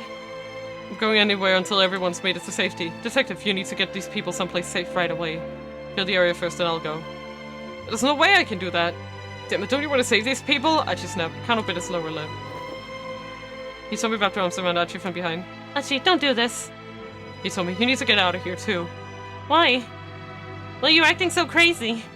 Tears blurred her words, and she could feel her trembling against him. Aw. Doesn't matter. Just get as far away as you can. No. No, I'm not leaving you. After the day they'd spent together, Achi knew full well that telling Hitomi something once wasn't enough to get her to listen. That stubbornness was one of the many things that made her so amazing in his eyes. Bruh. Hitomi. Achi clasped one of her hands tightly. Please. This is the one favor I will ever ask you. His voice came out oddly soft and gentle. Alright, she told him. But let me just say one thing first. There's still so many things I want to talk to you about. So much more than I want to know about you. So please, Achi, don't you die on me. Hey, don't worry. Once everyone's made it to safety, I'll clear out of here right away. Hitomi squeezed his hand, then got up and silently hurried away. Susumu, you and SOS, start getting people out of the area. Yeah, alright. Susumu turned away and spurred the gang into motion. Then for an instant, Achi's eyes met Kano's. Achi gave a tiny nod and looked down at the timer. 119, 118. Yeah, this is... okay, this is all the same.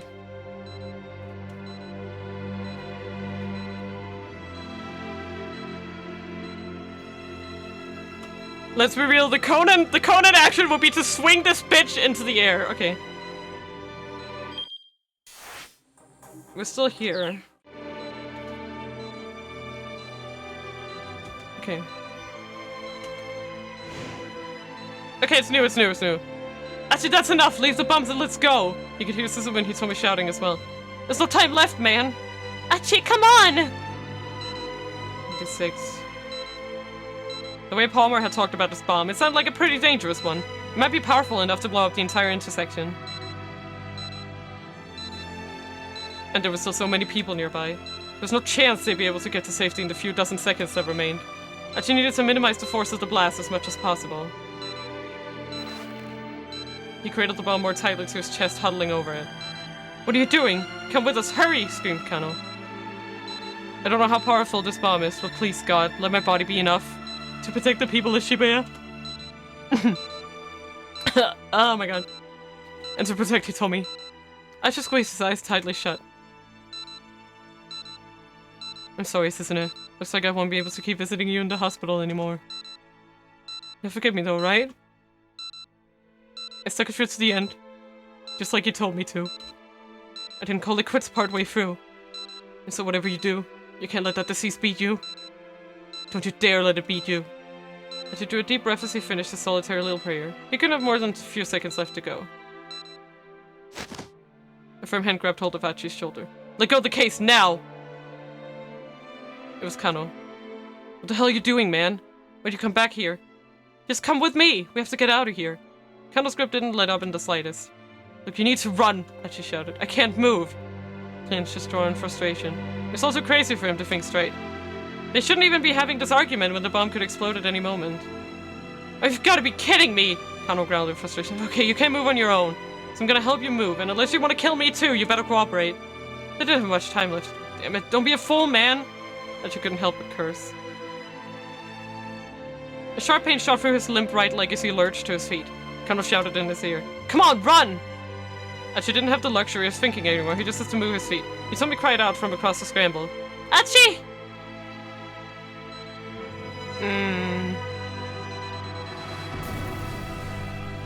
Yeah, we got it. I think this is the one. As the explosion tore through him, he was glad that her voice was the last thing in this world he'd ever hear. And that was Achi's final thought. I think this is the new one. Yay, we did it! Number 78! Woo! That's good. That's good. What a place to end, anyway. Gee. Gee golly gee. Well.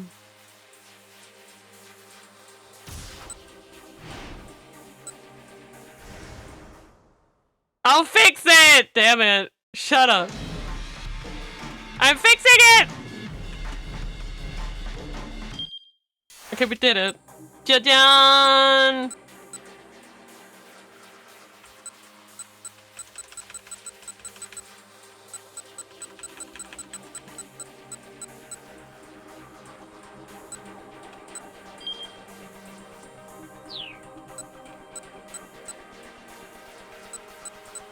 I forget, do I have to like go in here and then click F1?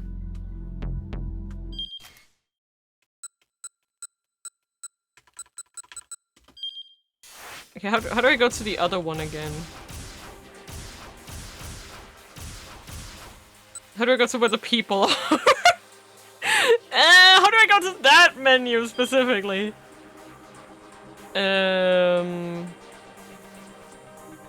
Select toggle tip / jump, previous screen, return 1 hour, forward 1 hour.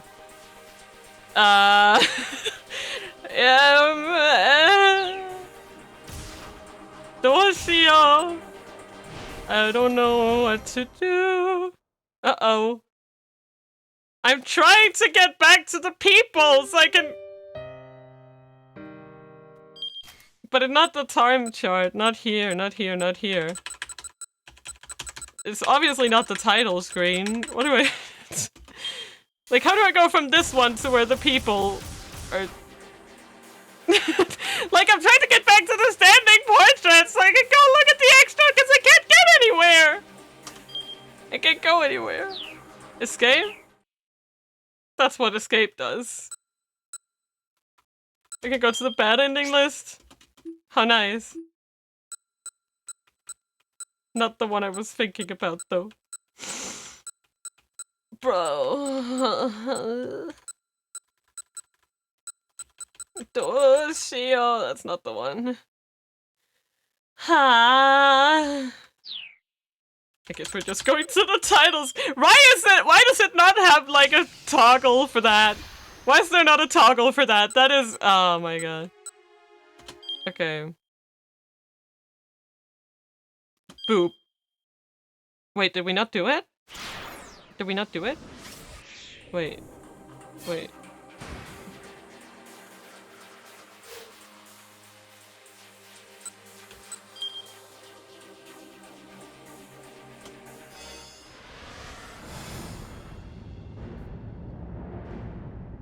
No, cause it didn't show I got the other bookmark. I need to get the other bookmark, right? What?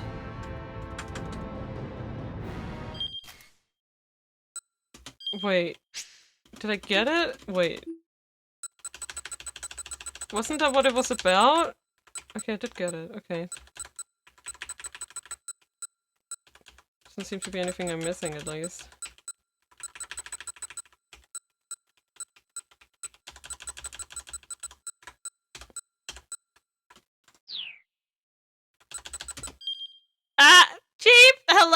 welcome to the dreamland.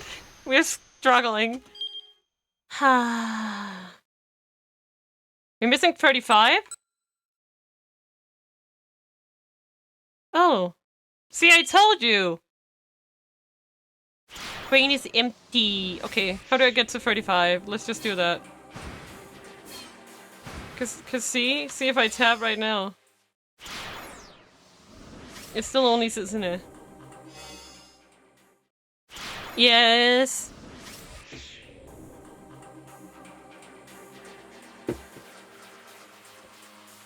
It's what? nice! Okay, bad at 35, Maria 14. Okay, I'm just gonna have to go into something and then we'll just go to the...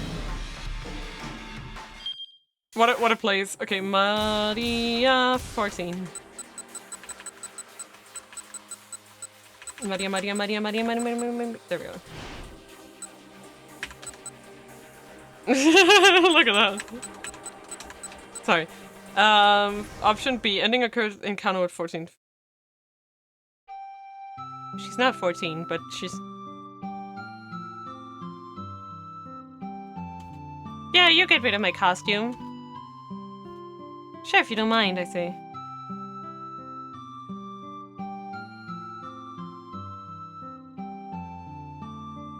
I pay him the 30,000 yen, take the necklace and leave the knick-knack shop.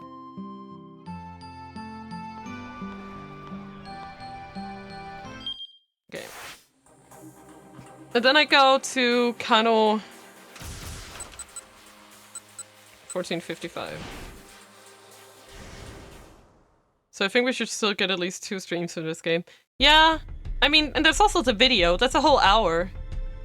10 minutes later. A man clad in black appeared on one of the monitors. The operator lined up his cursor. The comparison check confirmed that it was Alcarawan. Yes! Kano hissed, preparing. Oh shit, okay.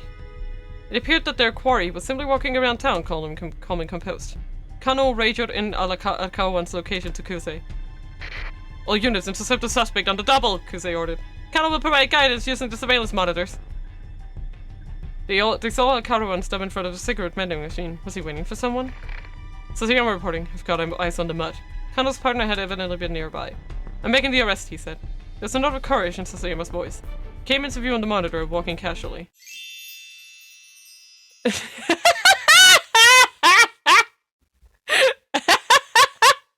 Yes! Yes! Yes! At some point he ditched his anime nerd costume for a cat mascot suit. Oh no, Kano muttered. That getup's gonna make Sasayama stand out like a sore thumb. Shoot, the mod spotted me. I'm going in pursuit. Sasayama slipped out of the camera's view. Whoa! What gives? Let go of me! You're Miss Seiya Nagashita, right? Look, I'm sorry, but I really do need you to return that costume! The voices came in over the wireless. It sounded like Sasayama was caught up in an argument with someone. Sasayama! Kano shouted as he eyed the monitor. Kano, I need some help here! Requesting emergency backup! The line went dead before Sasayama could finish. Kano didn't have the faintest idea what was going on, but obviously his partner needed him. He rushed to get out of the precinct. Run! Run, Kano, run! When he arrived at the scene, he saw Sasayama, still in the catsuit, caught up in a scuffle with a man he'd never seen before. There was no sign of Alcarawan. Sasayama, what's going on? That's an excellent question, Sasayama replied. This guy just came at me out of nowhere. He sounded pretty riled up. Sir, I needed to return this costume. My boss was very insistent on that point. The man was panting with exertion, shouting in Sasayama's face. Was he the owner of the suit? What's the deal with that thing, Sasayama? Kano asked. I bought it at a variety store on Sentogai. Figured it'd be a perfect disguise. I didn't steal anything. So I'm telling you, you need to give that back. I'm telling you, I've got no idea what you're on about. Sasayama stamped his foot. I realize that you're not Mr. Yanagishita. That isn't the issue. I just need you to return that costume. Alright, sure, I'll give it to you. Just need a little longer, so let go of me. I can't do that, sir. I need to get out of that suit right now. Yeah, I get that, buddy, but no can do. It's like I told you before. The zipper on this thing's snagged. Kano watched as the argument descended further and further into absurdity. Meanwhile, Akarawan was getting away. This was ridiculous. He turned out to go in pursuit of the suspect. Kano, wait! Sasayama called out. Come on, help me out, man. Huh? Let me get this thing off. There really isn't the time for this, Kano replied. I'm going after the suspect. Oh, I get it. You're gonna ditch me here so you can take all the credit for yourself. Well, what? I was this close to nabbing the guy. That arrest is mine to make, and you know it. It wasn't as though Kano couldn't empathize. If Sasayama hadn't been blindsided by this random stranger, he probably would have called Alcarawan just fine. Ah yes, funny vibes. Alright then, Kano said. He reached for the zipper at the back of the catsuit. But as Sasayama had said, the metal fittings were snagged and refused to budge. Hurry up! Trying. There wasn't time to do this slowly and carefully. Kano yanked down the zipper hard. Stop! The stranger shrieked in alarm. Don't be so rough like that. But if I don't, it'll never. You mustn't. If you aren't careful, you'll cause a malfunction. Malfunction? What the hell was this guy talking about? Kano got an even further grip on the zipper and pulled again.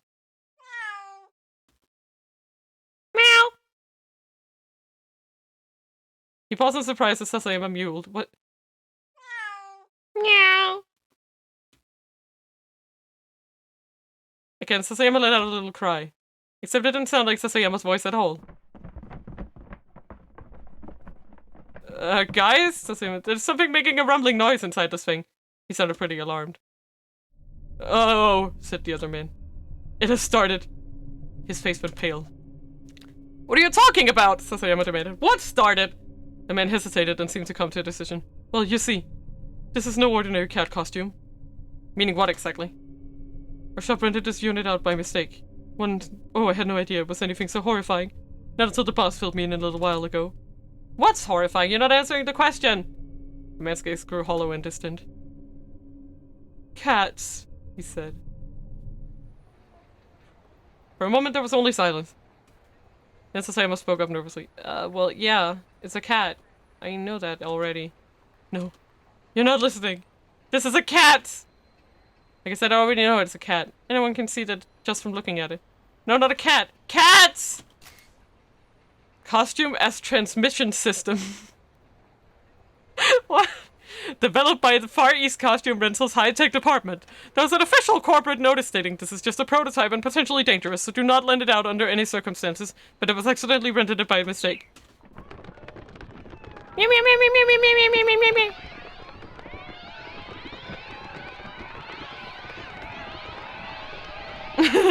Yikes. Are we okay?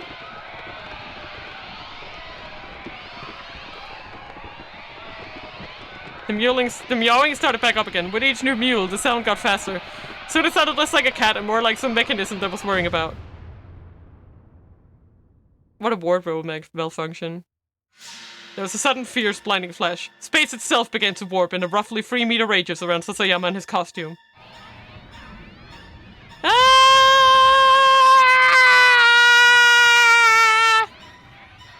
A moment later, Kano and the others had vanished.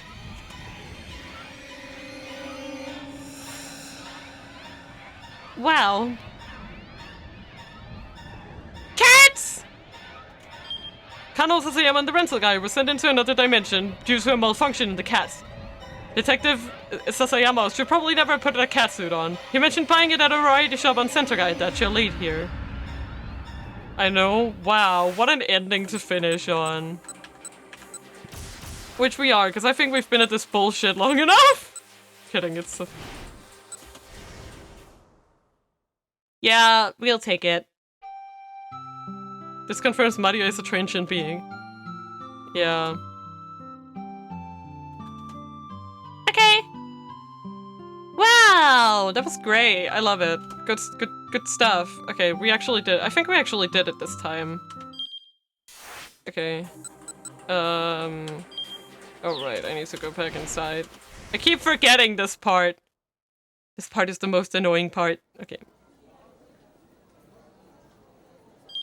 There we go. Okay, this one was the Tama one. No, not a Tama one. It was... I already forgot. Kano? Kano. Yeah, there we go. Cats. Okay, I'll check. We'll start one at a time. Kano.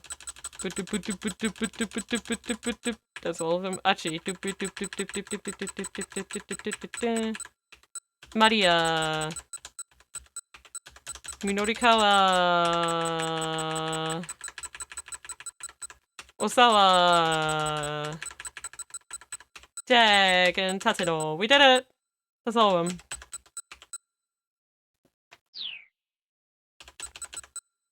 right!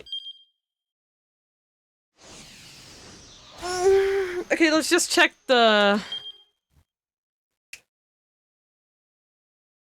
I have bet they should be all G, but... Is that right? Is there 85 endings? Is that correct? Because I still only have the white bookmark. I don't know if I can, like, load and it'll be like, you got the black bookmark!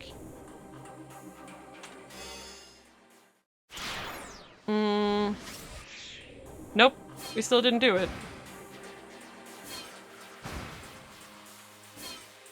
Unless this character unlocks later. Well, we're gonna have to figure out that quandary next time, because...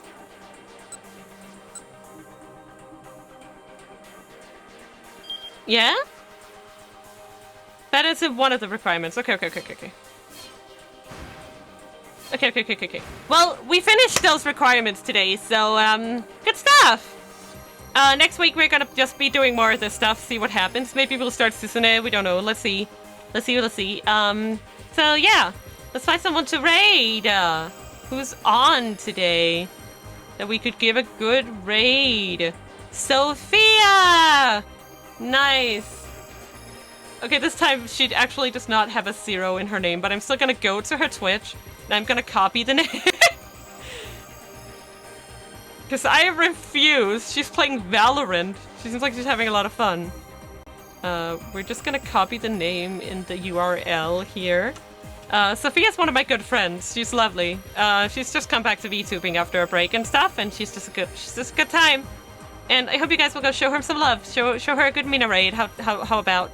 And yeah, this is all for me today. On Wednesday, did I put, oh god, what did I, shit. Gotta go check my own schedule. Wednesday may be Minecraft? It's like Minecraft question mark. Maybe. If I feel like it. I'll see how I feel on the day. If not, we'll do something else. And then Atelier Ryza on, Thursday? Or Saturday? Oh right, Kanan gets away. Yeah. Oh, that was just a. Oh god. Okay. We'll get back to it next week. Maybe I'll even do this on Wednesday if I don't. Yeah. No, not Friday. I'm sorry. I will write further about it on Twitter or on my Discord. It's fine. And then Wednesday, if I don't feel like Minecraft, I might just actually play this game instead, because I really like it. Anyways. Sorry for the long-winded ending. Love you guys so much. Go show Sophia some love. I will see you guys on Wednesday for whatever the hell I decide to do. Thank you for always supporting me, and that will be it for today. Good night. Oyasumina.